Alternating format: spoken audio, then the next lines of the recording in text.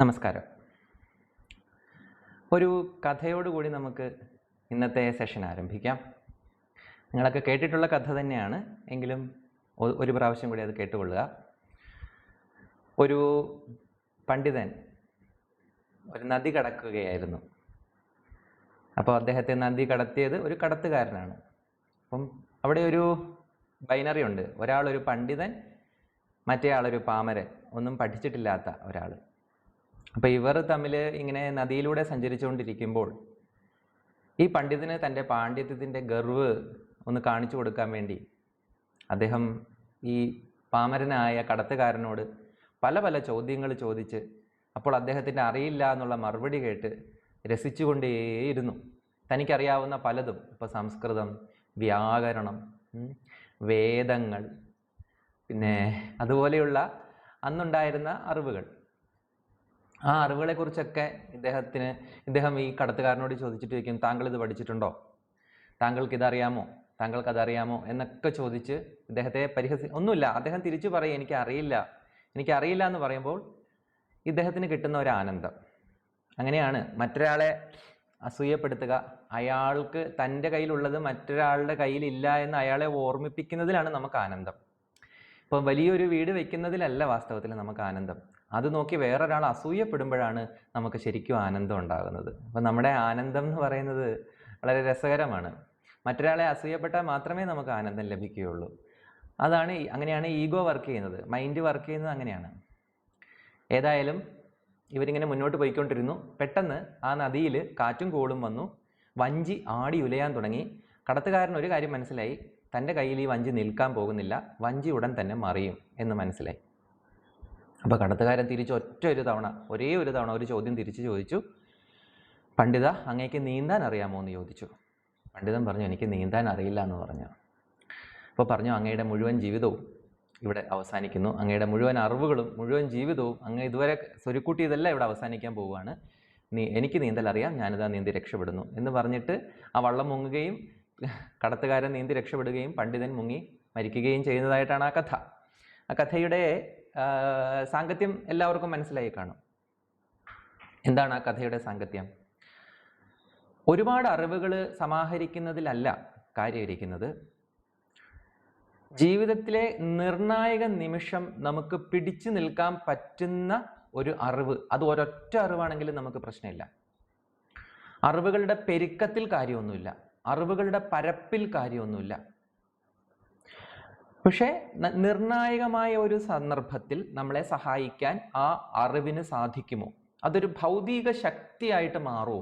ഒരു നിർണായക ഘട്ടത്തിൽ നമുക്ക് മുറുകെ പിടിക്കാൻ പറ്റിയ ഒരു ഫിസിക്കൽ ഫോഴ്സായിട്ട് നമ്മുടെ നോളജിന് മാറാൻ പറ്റുമോ? ഇതാണ് ചോദ്യം. അതല്ലാതെ ഇത് കുറേ ഓർമ്മകളുടെ ഒരു ബ്രെയിൻ എക്സർസൈസ് മാത്രമായിട്ട്, ഒരു ബ്രെയിൻ ജിമ്മായിട്ട് ഈ അറിവുകൾ ഇരിക്കുന്നെങ്കിൽ അത് നമുക്കൊരു ഭാരമാണ്. ആ ഭാരം കൊണ്ട് പോലും ആ വഞ്ചി ചിലപ്പം മുങ്ങിപ്പോയേനെ. ഇയാളുടെ അറിവുകളുടെ ഭാരം കൊണ്ടായിരിക്കാം ഒരുപക്ഷെ ആ വഞ്ചി മുങ്ങാൻ പോയത്. അപ്പം ഒരുപാട് അറിവുകൾ സമാഹരിക്കുന്നതിലല്ല, പകരം ലഭിച്ച അറിവുകൾ എത്രത്തോളം നമുക്ക് പ്രായോഗികവൽക്കരിക്കാൻ സാധിക്കുന്നു, അല്ലെങ്കിൽ ഒരൊറ്റ അറിവായാലും അതിൽ മുറുകെ പിടിക്കാൻ നമുക്ക് സാധിക്കുന്നുണ്ടോ, അതൊരു പ്രതിസന്ധിയിൽ നിന്ന് നമ്മളെ രക്ഷിക്കുന്നുണ്ടോ, അല്ലെങ്കിൽ നമ്മൾ എസെൻഷ്യലായിട്ട് നമ്മൾ പഠിച്ചിരിക്കേണ്ട ഒരു ലൈഫ് സ്കിൽ എന്താണ്, അല്ലെങ്കിൽ ഒരു ആർട്ട് ഓഫ് ലിവിങ് എന്ന് പറയുന്ന എസെൻഷ്യലായിട്ട് നമ്മൾ പഠിച്ചിരിക്കേണ്ടത് എന്താണ്? ഇവിടെ ഈ കടത്തുകാരനെ രക്ഷിച്ചതുപോലെ ഈ പണ്ഡിതന് രക്ഷപ്പെടാൻ സാധിക്കാതിരുന്നത് പോലെ അതിനിർണായകമായ ഒരു അറിവ് അവിടെ ഉണ്ടോ? അല്ലെങ്കിൽ അതിനിർണായകമായ ഒരു കാര്യം നമ്മൾ വളരെ ഇമ്മീഡിയറ്റ് ആയിട്ട് നമ്മൾ ചെയ്യേണ്ടതുണ്ടോ? അങ്ങനെ ചോദിക്കുമ്പോൾ അതിന് കിട്ടുന്ന ഉത്തരമാണ് എന്ത്? ഈശ്വരപ്രണിധാനം. ഈശ്വരനിൽ മുറുകെ പിടിക്കാനുള്ള ദ ആർട്ട് ഓഫ്, അല്ലേ, ഈശ്വരനെ മുറുകെ പിടിക്കുക എന്നുള്ള കല. ആ കലയാണ് നമ്മൾ അഭ്യസിക്കേണ്ടത്. കാര്യം എല്ലാം ഭംഗിയായി പോകുമ്പോൾ നമുക്ക് സത്യം പറഞ്ഞാൽ ഈശ്വരനെ ഒന്നും ഓർക്കേണ്ട കാര്യമില്ല, ഈശ്വരനെ ഒന്നും നമുക്ക് ആവശ്യവുമില്ല, എല്ലാം ഭംഗിയായി പോയിക്കൊണ്ടിരിക്കുമ്പോൾ. പക്ഷേ ഇവിടെ ഒന്നും എല്ലാ കാലവും എല്ലാം ഭംഗിയായി പോകുന്ന ഒരിടമല്ല ഭൂമി. ഭൗതിക ജീവിതം എന്ന് പറഞ്ഞാൽ, ഈ ഭൂമിയിലെ ജീവിതം എന്ന് പറഞ്ഞാൽ എല്ലാ കാലവും സുഖമായി സുന്ദരമായി കേക്ക് വാക്ക് പോലെ നടന്നു പോകാവുന്ന ബെഡ് ഓഫ് റോസസ് എന്നൊക്കെ പറയുന്നത് പോലത്തെ അങ്ങനെ റോസാപ്പൂ വിരിച്ച ഒരു വഴിയിലൂടെ അല്ല ജീവിതം മുമ്പോട്ട് നമ്മളെ കൊണ്ടുപോകുന്നത്. ഏത് നിമിഷവും ഞാൻ ആനക്കാരൻ്റെ ഉപമ എപ്പോഴും പറയും. ഒരു ആനയുടെ പുറത്തിരിക്കുന്ന അല്ലെങ്കിൽ ആനയെ വലിച്ചുകൊണ്ട് നടക്കുന്ന ഒരു ആനക്കാരൻ്റെ അവസ്ഥയിലാണ് നമ്മൾ. ആന 99% സമയവും ശാന്തനാണ്. പക്ഷെ ഒരു സെക്കൻഡ് ആയിരിക്കും അത് ഒരുപക്ഷെ ഇടയുന്നത്. ഇടഞ്ഞാൽ പെട്ടെന്ന് തന്നെ തിരിച്ചു വരികയും ചെയ്യും. പക്ഷെ ഈ ഒരു നിമിഷം ഇടയുമ്പോൾ നമ്മുടെ ജീവിതം തന്നെ തകർന്നു പോകും, തകർന്നു പോകാം. അതാണ് ആന ഒരു മെറ്റഫറാണ് വാസ്തവത്തിൽ. ആനച്ചോറ് കൊലച്ചോറ് എന്നൊക്കെ പറയുന്നത് അതുകൊണ്ടാണ്. അതൊരു മെറ്റഫറാണ്, ലൈഫിൻ്റെയും കൂടെ മെറ്റഫറാണ്. ലൈഫും അങ്ങനെയാണ്. നമ്മൾ നോക്കുമ്പോൾ എല്ലാം വളരെ വി ആർ ഇൻ കൺട്രോൾ എന്ന് തോന്നും. പക്ഷേ ഫ്രാക്ഷൻ ഓഫ് എ സെക്കൻഡ് ആ കൺട്രോൾ നമുക്ക് നഷ്ടപ്പെടും. The rest of our life എന്ന് പറയുമ്പോൾ ഈ നഷ്ടപ്പെട്ട കൺട്രോൾ ആയിരിക്കും പിന്നെ അതിനെ നിയന്ത്രിക്കുന്നത്. അങ്ങനെയാണ്. അപ്പോൾ ഇവിടെ നമുക്ക് എന്താണ് നമ്മൾ ഇങ്ങനെ ഒരു സിനാറിയോയിൽ, ഇത്തരം ഒരു പശ്ചാത്തലത്തിൽ നമ്മൾ എന്താണ് എസെൻഷ്യലായിട്ട് പരിശീലിക്കേണ്ടത്? അതിനുള്ള ഉത്തരമാണ് നമ്മൾക്ക് ഈശ്വര പ്രണിധാനം എന്ന് പറയുന്ന ഒന്നുണ്ടാണ്. ഇപ്പോൾ ഞാനിവിടെ ഈശ്വരൻ എന്നും ശിവൻ എന്നും ഒക്കെ ഒരേ അർത്ഥത്തിലാണ് ഉപയോഗിക്കുന്നത്. നമുക്ക് മുറുകെ പിടിക്കാൻ ഒരു ദൈവം, അതിപ്പോൾ നിങ്ങൾക്ക് ശിവൻ ആയിക്കൊള്ളണമെന്നില്ല, ആര് വേണമെങ്കിലും ആവാം, അതൊന്നുമല്ല വിഷയം. നമ്മൾക്ക് എവിടെയായാലും നമ്മൾ ഒരിക്കൽ ലോക്ക് ചെയ്ത് കഴിഞ്ഞാൽ അവിടെ നമ്മൾ മുറുകെ പിടിക്കാൻ നമുക്ക് സാധിക്കണം. അപ്പം അതിലേക്ക് നയിക്കുന്ന ചില ലോജിക്കുകളിലേക്കാണ് നമ്മൾ ആദ്യം പോകുന്നത്. ഈശ്വരനെ നമ്മൾ എന്തുകൊണ്ട്, ഈശ്വരനെ എങ്ങനെ, അല്ലെ വൈ ഗോഡ്, അല്ലേ, എന്തുകൊണ്ട് ഈശ്വരൻ നിലനിൽക്കുന്നു, എന്തുകൊണ്ട് നമ്മൾ ഈശ്വരനെ അന്വേഷിക്കണം, എന്തുകൊണ്ട് നമ്മൾ ഈശ്വരനെ മുറുകെ പിടിക്കണം. മുറുകെ പിടിക്കാനുള്ള ഒരു കാര്യം, ഈ ലോകം അൺസ്റ്റഡി ആയതുകൊണ്ട് നമുക്ക് പിടിച്ചു നിൽക്കാൻ ഒരിക്കലും ഒന്നിലും ഷെയ്ക്കാവാത്ത, ഒന്നിലും ഇളകാത്ത ഒരു സ്തംഭം നമുക്ക് ആവശ്യമുണ്ട്. ഒരു കാലത്തും ഇളകാത്ത ഒരു സ്തംഭം നമുക്ക് ആവശ്യമുണ്ട്. കാര്യം ഈ ലോകം എന്ന് പറയുന്നത് വളരെ എപ്പോൾ വേണമെങ്കിലും മറിഞ്ഞു പോകാവുന്ന ഒരു വഞ്ചിയാണ്, ചെറിയൊരു കൊതുമ്പ് വള്ളമാണ്. അതുകൊണ്ട് നമുക്ക് പിടിച്ചു നിൽക്കാൻ, മുങ്ങിപ്പോകാതിരിക്കാൻ, വീഴാതിരിക്കാൻ ഒരു കരുത്തുറ്റ സ്തംഭം നമുക്ക് ആവശ്യമുണ്ട്. ഭൗതിക ജീവിതത്തിൽ അങ്ങനെ ഒന്നില്ല. പിന്നെ ആധ്യാത്മിക ജീവിതത്തിൽ ഈശ്വര പ്രണിധാനം മാത്രമാണ് അതിലേക്കുള്ളത്. അപ്പം ഇതിൻ്റെ കുറച്ച് ലോജിക്കുകളുണ്ട് കേട്ടോ. ഈ ലോകത്ത് ഈശ്വരൻ, എന്തുകൊണ്ട് ഈശ്വരൻ എന്നുള്ള ചോദ്യം എല്ലാ കാലവും ഉണ്ടായിരുന്നു. അപ്പോൾ ഒരുപാട് ലോജിക്കുകൾ അതിൻ്റെ പിന്നാലെ വന്നിട്ടുണ്ട്. ഭാരതത്തിലുണ്ടായിട്ടുണ്ട്, ഭാരതത്തിന് പുറത്തും ഉണ്ടായിട്ടുണ്ട്. അപ്പോൾ ഞാൻ അത് രണ്ടും കൂടെ കമ്പൈൻ ചെയ്തുകൊണ്ട് കുറച്ച് ലോജിക്കുകളാണ് പറയാൻ പോകുന്നത്. രണ്ടും കൂടെ ഞാൻ കമ്പൈൻ ചെയ്യാണ്. ഇപ്പോൾ തോമസ് അക്വിനാസ് എന്ന് പറയുന്ന ഒരു ദൈവശാസ്ത്രജ്ഞനുണ്ടായിരുന്നു. 13-ാം നൂറ്റാണ്ടിൽ ജീവിച്ചിരുന്ന തോമസ് അക്വിനാസ്. അക്വിനാസിൻ്റെ ചില തിയറീസ് ഉണ്ട്. അദ്ദേഹം പറയുന്നു നമുക്ക് എന്തുകൊണ്ട് നമ്മൾ ഈശ്വരനെ മുറുകെ പിടിക്കണം. അങ്ങനെ അദ്ദേഹം പറയുന്ന ചില ആർഗ്യുമെൻറ്റ്സ് ഉണ്ട്. ആർഗ്യുമെൻറ്റ്സ് അല്ല, അത് ലോജിക്കാണ്. അതിനെ നമുക്ക് ഇന്ത്യൻ തത്വചിന്തയുടെ പശ്ചാത്തലം കൂടെ സന്നിവേശിപ്പിച്ചുകൊണ്ട് നമുക്ക് മനസ്സിലാക്കാൻ ശ്രമിക്കാം. ദ ഫസ്റ്റ് ആർഗ്യുമെൻ്റ് എന്ന് പറയുന്നത്, അദ്ദേഹം പറയുന്നു ഈശ്വരൻ എന്ന് പറയുന്നത് അൺമൂവ്ഡ് മൂവറാണ്. എന്താണ് അൺമൂവ്ഡ് മൂവർ? നിശ്ചലമായി എല്ലാത്തിനെയും ചലിപ്പിക്കുന്ന ഒന്നിനെ ഈശ്വരൻ എന്ന് വിളിക്കാം. അദ്ദേഹം പറയുന്നു നിങ്ങൾ ഈ ലോകത്തെ, അത് ഭാരതീയത അങ്ങനെ തന്നെയാണ് പറയുന്നത്, നിങ്ങൾ ഈ ലോകത്തേക്ക് നോക്കൂ, നിങ്ങൾക്ക് ചുറ്റും നോക്കൂ, നിശ്ചലമായി യാതൊന്നുമില്ല, സകലതും ചലിച്ചുകൊണ്ടിരിക്കുകയാണ്. ഭൂമി ചലിക്കുന്നു, മറ്റ് ഗ്രഹങ്ങൾ ചലിക്കുന്നു, സൂര്യൻ ചലിക്കുന്നു, മറ്റ് നക്ഷത്രങ്ങൾ ചലിക്കുന്നു, കോടാനുകോടി ഗ്രഹങ്ങൾ ചലിച്ചുകൊണ്ടിരിക്കുന്നു, നൃത്തം ചെയ്തുകൊണ്ടിരിക്കുന്നു. ഇനി നമ്മളുടെ ശരീരത്തിലേക്ക് വന്നാൽ ഓരോ കോശങ്ങളും ചലിച്ചുകൊണ്ടിരിക്കുന്നു. നമ്മൾ അഗാധമായ നിദ്രയിലായിരിക്കും, പക്ഷേ നമ്മുടെ കോശങ്ങൾ ജനിക്കുന്നു, നിലനിൽക്കുന്നു, മരിക്കുന്നു. നമ്മുടെ കോശങ്ങൾ നൃത്തം ചെയ്യുന്നു, നമ്മുടെ കോശങ്ങളിൽ പരിണാമങ്ങൾ സംഭവിച്ചു കൊണ്ടിരിക്കുന്നു, കോശങ്ങൾ വളരുന്നു, കോശങ്ങൾ മരിക്കുന്നു. അപ്പം രക്തം ഇങ്ങനെ ഒഴുകിക്കൊണ്ടിരിക്കുന്നു, ഹൃദയം പമ്പ് ചെയ്തുകൊണ്ടേയിരിക്കുന്നു. യാതൊന്നും ഒരിക്കലും നിശ്ചലമാകുന്നില്ല, സകലതും ചലിച്ചുകൊണ്ടിരിക്കുന്നു, എല്ലാം ചലിച്ചുകൊണ്ടിരിക്കുന്നു. ഇതിന് മറ്റൊരു തരം ചലനമുണ്ട്. ഇത് ഒരു ചലനം. മറ്റൊരു തരത്തിലുള്ള ചലനം എന്താണ്? നമ്മൾ വളർന്നുകൊണ്ടിരിക്കുന്നു, അത് ചലനമാണ്. നമ്മൾ 0.0 നിന്ന് നമ്മൾ 0.1, 0.2, 0.3, 0.4 എന്നിങ്ങനെ ഓരോ സ്റ്റേജിലൂടെ നമ്മൾ വളർന്നുകൊണ്ടിരിക്കുന്നു.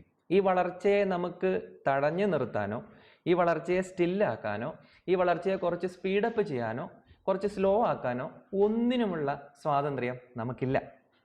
നമ്മൾ ഈ ചലനത്തിൽ വാസ്തവത്തിൽ ഒരു എന്താ പറയുക, വെറും ഒരു കേവല മൂകസാക്ഷി മാത്രമാണ്. ഒരു മൂകസാക്ഷി മാത്രമാണ് ഈ ചലനത്തിൽ. നമുക്ക് നേരിട്ട് ഇതിനെ ഒന്നും ചെയ്യാൻ പറ്റില്ല. നമ്മൾ ജനിക്കുന്നു, നമ്മൾ വളരുന്നു, നമ്മൾ തളരുന്നു, നമ്മൾ മരിക്കുന്നു, നമ്മൾ അപ്രത്യക്ഷമായി പോകുന്നു. അപ്പം എല്ലാ തരത്തിലും ഇതൊരു ഒഴുക്കാണ്, എല്ലാ തരത്തിലും ഒരു ചലനമാണ്. അങ്ങനെ ചലിക്കുകയാണെങ്കിൽ ഇതിനെല്ലാം ആധാരമായിട്ട് ഈ മുഴുവൻ പ്രപഞ്ചവും ചലിച്ചുകൊണ്ടിരിക്കുകയാണെങ്കിൽ ഈ മുഴുവൻ പ്രപഞ്ചത്തിനും ആധാരമായി ചലിക്കാത്ത ഒന്ന് ഉണ്ടാകണം. ഇത് വളരെ സ്ട്രോങ് ആയിട്ടുള്ള ഒരു ഫിലോസഫിക്കൽ ആർഗ്യുമെൻ്റാണ്, വളരെ ശക്തമാണ്. ഈശ്വരനെ കുറിക്കുന്ന അല്ലെങ്കിൽ ആത്മാവിനെ കുറിക്കുന്ന ഭാരത തത്വചിന്തയിൽ അത് ആത്മാവിനെ കുറിക്കുന്ന ഒരു വാദമാണ്. വാദമല്ല, ദർശനമാണ്. ജഗത്ത് എന്നാണ് ഈ ലോകത്തിനെ പറയുന്നത്. എന്ന് വെച്ചാൽ ഉണ്ടായി നിലനിന്ന് മറയുന്നതെന്നാണ് ജഗത്ത് എന്നുള്ള വാക്കിനർത്ഥം. അതുകൊണ്ട് അതിനെ മിഥ്യ എന്ന് വിളിച്ചു. എന്ന് വെച്ചാൽ കടന്നുപോയിക്കൊണ്ടിരിക്കുന്നത്. പകരം അവിടെ ഉള്ളത് എന്താണ്? ബ്രഹ്മം, അതായത് ഈശ്വരൻ. ഈശ്വരനാണ് ഉള്ളത്. ബ്രഹ്മം, സത്യം, ജഗത്ത്, മിഥ്യ എന്ന് പറയുന്നത്. അപ്പൊ ഇതിനെ നോക്കുന്ന ആ ബോധമാണ് ഉള്ളത്, ബാക്കിയെല്ലാം ഇങ്ങനെ മാറിക്കൊണ്ടിരിക്കുന്നു എന്നാണ് വേദാന്തം പറയുന്നത്. എനിഹൗ ഈശ്വരനാണ് ഇതിൻ്റെ എല്ലാം ശാശ്വതമായിട്ട് നമുക്ക് അനുമാനിക്കാൻ പറ്റുക. നമുക്കത് ഇൻഫർ ചെയ്യാനേ പറ്റുള്ളൂ, അനുമാനിക്കാനേ പറ്റുള്ളൂ. നമുക്ക് ഡയറക്റ്റ് തൽക്കാലം നമ്മൾ എക്സ്പീരിയൻസ്ഡ് അല്ല. പക്ഷെ ഒരു കാര്യം നമ്മൾ എക്സ്പീരിയൻസ് ചെയ്തു. എന്താണ്? ഈ ലോകം എന്തല്ല? സ്റ്റഡി അല്ല. ഈ ലോകം വളരെ അൺസ്റ്റഡിയാണ്. അപ്പോൾ ഈ അൺസ്റ്റഡി ആയിട്ടുള്ള ലോകത്ത്, എല്ലാം മൂവ് ചെയ്തുകൊണ്ടിരിക്കുന്ന ഒരു ലോകത്ത് മൂവ് ചെയ്യാത്ത ഒന്നുണ്ട്. ഇത് വളരെ ശക്തമായിട്ടുള്ള ഒരു ഒബ്സർവേഷനാണ്. ഇത് സാധാരണ ബുദ്ധിക്ക് കവിഞ്ഞു നിൽക്കുന്ന ഒരു ഒബ്സർവേഷനാണ്. ഇതാണ് അദ്ദേഹത്തിൻ്റെ ആദ്യത്തെ ആർഗ്യുമെന്റ്, അൺമൂവ്ഡ് മൂവർ. ഇത് അൺമൂവ്ഡ് മൂവർ എന്ന് അക്വിനാസ് പറയുന്നു. പക്ഷേ നമ്മളുടെ തത്വചിന്തയിൽ സാക്ഷി എന്നാണ് പറയുന്നത്. സ്വയം ചലിക്കാതെ നിന്ന് ബാക്കി എല്ലാത്തിനെയും ചലിപ്പിക്കുന്ന അത് പറയുന്ന പേരാണ് സാക്ഷി, വിറ്റ്നസ് എന്ന് പറയും. അതാണ് ഈശ്വരനെ, അങ്ങനെയാണ് നമ്മൾ കുറിക്കുന്നത്. രണ്ടാമതായിട്ട് അദ്ദേഹം പറയുന്നത് the argument of efficient cause. അതായത് ഈ ലോകം എന്ന് പറയുന്നത് കാര്യകാരണ ബന്ധങ്ങളുടെ ഒരു ചെയിനാണ്. കാര്യകാരണ ബന്ധങ്ങളാണ് എല്ലാം. നമ്മളിവിടെ ഇരിക്കുന്നതൊക്കെ കാര്യകാരണ ബന്ധങ്ങളിലൂടെ ഇങ്ങനെ വന്ന ഒരു ചെയിൻ റിയാക്ഷനാണ്. നിങ്ങൾക്കറിയാലോ, ആറ്റം ബോംബ്, ന്യൂക്ലിയർ ഫിഷൻ ഉണ്ട്, ന്യൂക്ലിയർ ഫ്യൂഷൻ ഉണ്ട്. ന്യൂക്ലിയർ ഫിഷൻ എന്ന് പറഞ്ഞാൽ എന്താണ്? ഒരു ആറ്റം വിഭജിച്ച് അടുത്ത ആറ്റം ആകുന്നു, അടുത്ത ആറ്റം ആകുന്നു, ഇങ്ങനെ പെരുകിക്കൊണ്ടിരിക്കുന്നതിനാണ് ന്യൂക്ലിയർ ഫിഷൻ എന്ന് പറയുന്നത്. ന്യൂക്ലിയർ ഫ്യൂഷൻ എന്ന് പറയുന്നത് അതിൻ്റെ ഓപ്പോസിറ്റ്. അപ്പം ഇതുപോലെ ഈ ലോകത്ത് ഒരു ന്യൂക്ലിയർ ഫിഷൻ പോലെയാണ് ഇത് സംഭവിച്ചത്, ഈ ലോകം സംഭവിച്ചത്. പെട്ടെന്ന് അങ്ങോട്ട് വരികയല്ല ചെയ്തത്, കാര്യകാരണ ബന്ധങ്ങളിലൂടെ ഇങ്ങനെ കടന്നു വരിക ചെയ്തത്. കാര്യകാരണ ബന്ധങ്ങളുടെ ഒരു നീണ്ട നൈരന്തര്യമുണ്ട്. ഇപ്പം ഞാനിവിടെ ഇരിക്കുന്നു, നിങ്ങളെല്ലാം അവിടെ ഇരിക്കുന്നു. നമുക്കെല്ലാം എന്തുണ്ട്? ഒരച്ഛനും ഒരു അമ്മയുണ്ട്, അല്ലേ? നമ്മളാരും ടെസ്റ്റ് ട്യൂബിൽ നിന്ന് വന്നതല്ലല്ലോ. നമുക്കൊരച്ഛനും അമ്മയുണ്ട്. അതാണ് നമ്മളുടെ കാരണം, നമ്മൾ അവരുടെ കാര്യം. ഇങ്ങനെ ചിന്തിച്ചാൽ ഇവർ അൾട്ടിമേറ്റ് കോസ് അല്ലല്ലോ. അവർക്ക് നമ്മുടെ അച്ഛനും അമ്മയ്ക്ക് എത്ര പേരൻസ് ഉണ്ട്? 4 പേര് വേണം. അമ്മയ്ക്ക് 2, അച്ഛന് 2, അങ്ങനെ 4. ഇനി ആ 4 പേർക്ക് എത്ര വേണം? 8. ആ 8 പേർക്ക് എത്ര വേണം? 16. 16 പേർക്ക് 32. 32-ന് 64. 64-ന് 128. 128-ന് 256. ഇങ്ങനെ ഒരു 10 തലമുറ എടുത്താൽ പോലും നമുക്കൊരു 2000 ഫോർഫാദേഴ്സ് ഉണ്ട്. നമുക്ക് 2000 പൂർവികരുണ്ട്. നമുക്ക് 10 തലമുറ എത്തണ്ട, ഒരു 9 തലമുറ എത്തുമ്പോൾ തന്നെ നമുക്ക് 2000-ന് മുകളിൽ എന്തായി? നമ്മുടെ കോസാണ് ഇവരെല്ലാം, അല്ലേ? ഇവരിൽ ആർക്കെങ്കിലും എന്തെങ്കിലും സംഭവിച്ചിരുന്നെങ്കിൽ ആരില്ല? നമ്മളില്ല. ഒരു 2000 അല്ലെങ്കിൽ ഒരു 10 തലമുറ മുമ്പ് എൻ്റെ ഒരു പൂർവികനായിട്ടുള്ള ഒരു പിതാവ് അവിടെ നിന്ന് മാറി അവിടെ വേറൊരു പിതാവാണ് വന്നിരുന്നതെങ്കിൽ ഡെഫിനറ്റ്ലി ഞാനായിരിക്കില്ല ഇവിടെ ഇരിക്കുക. ഞാനായിരിക്കില്ല ഇരിക്കണം. ഇതേ പിതാവിനും ഇതേ മാതാവിനും ഇരിക്കുന്നത് വേറൊരാളായിരിക്കും. അപ്പോൾ അങ്ങനത്തെ ഒരു നെറ്റ്വർക്കാണിത്, കാര്യകാരണ ബന്ധമാണ്. അപ്പം ഇങ്ങനെ നോക്കുമ്പോൾ ഈ മനുഷ്യന് തന്നെ എന്താണ് കാരണം, അല്ലേ? നമുക്ക് ലക്ഷക്കണക്കിന് വർഷങ്ങളുടെ പൈതൃകമുണ്ട്.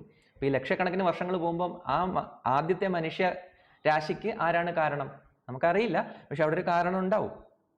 എന്തിനേറെ പറയുന്നു, ഈ ഭൂമി തന്നെ ഇല്ലാതിരുന്നൊരു കാലമുണ്ട്. ഭൂമിക്ക് കാരണമായത് ഒരു ബിഗ് ബാങ് അല്ലേ, ഒരു നക്ഷത്രം പൊട്ടിത്തെറിച്ചിട്ടല്ലേ. അപ്പം ഇതൊക്കെ ഒരു നെറ്റ്വർക്കിൻ്റെ ഭാഗമല്ലേ. അതെ, ഇതിനൊന്നും നമുക്ക് അതിൽ നിന്ന് വേർപെടുത്താൻ പറ്റില്ല. പക്ഷെ ഇതിനൊരു പ്രശ്നമുണ്ട്. ഇങ്ങനെ നമുക്ക് ഇൻഫിനിറ്റ് ആയിട്ട് പുറകോട്ട് പോകാൻ നമുക്ക് അധികം സാധിക്കുകയില്ല. ഇതിങ്ങനെ ഇൻഫിനിറ്റ് ആയിട്ട് പുറകോട്ട് പോവുകയുമില്ല.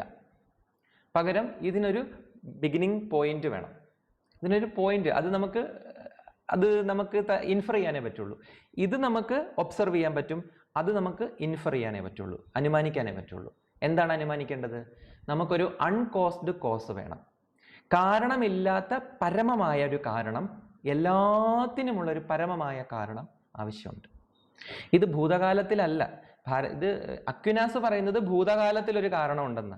പക്ഷേ ഭാരതീയതയിൽ പറയുന്നത് പ്രസന്റിൽ തന്നെയാണ് ആ കാരണം നിൽക്കുന്നത്.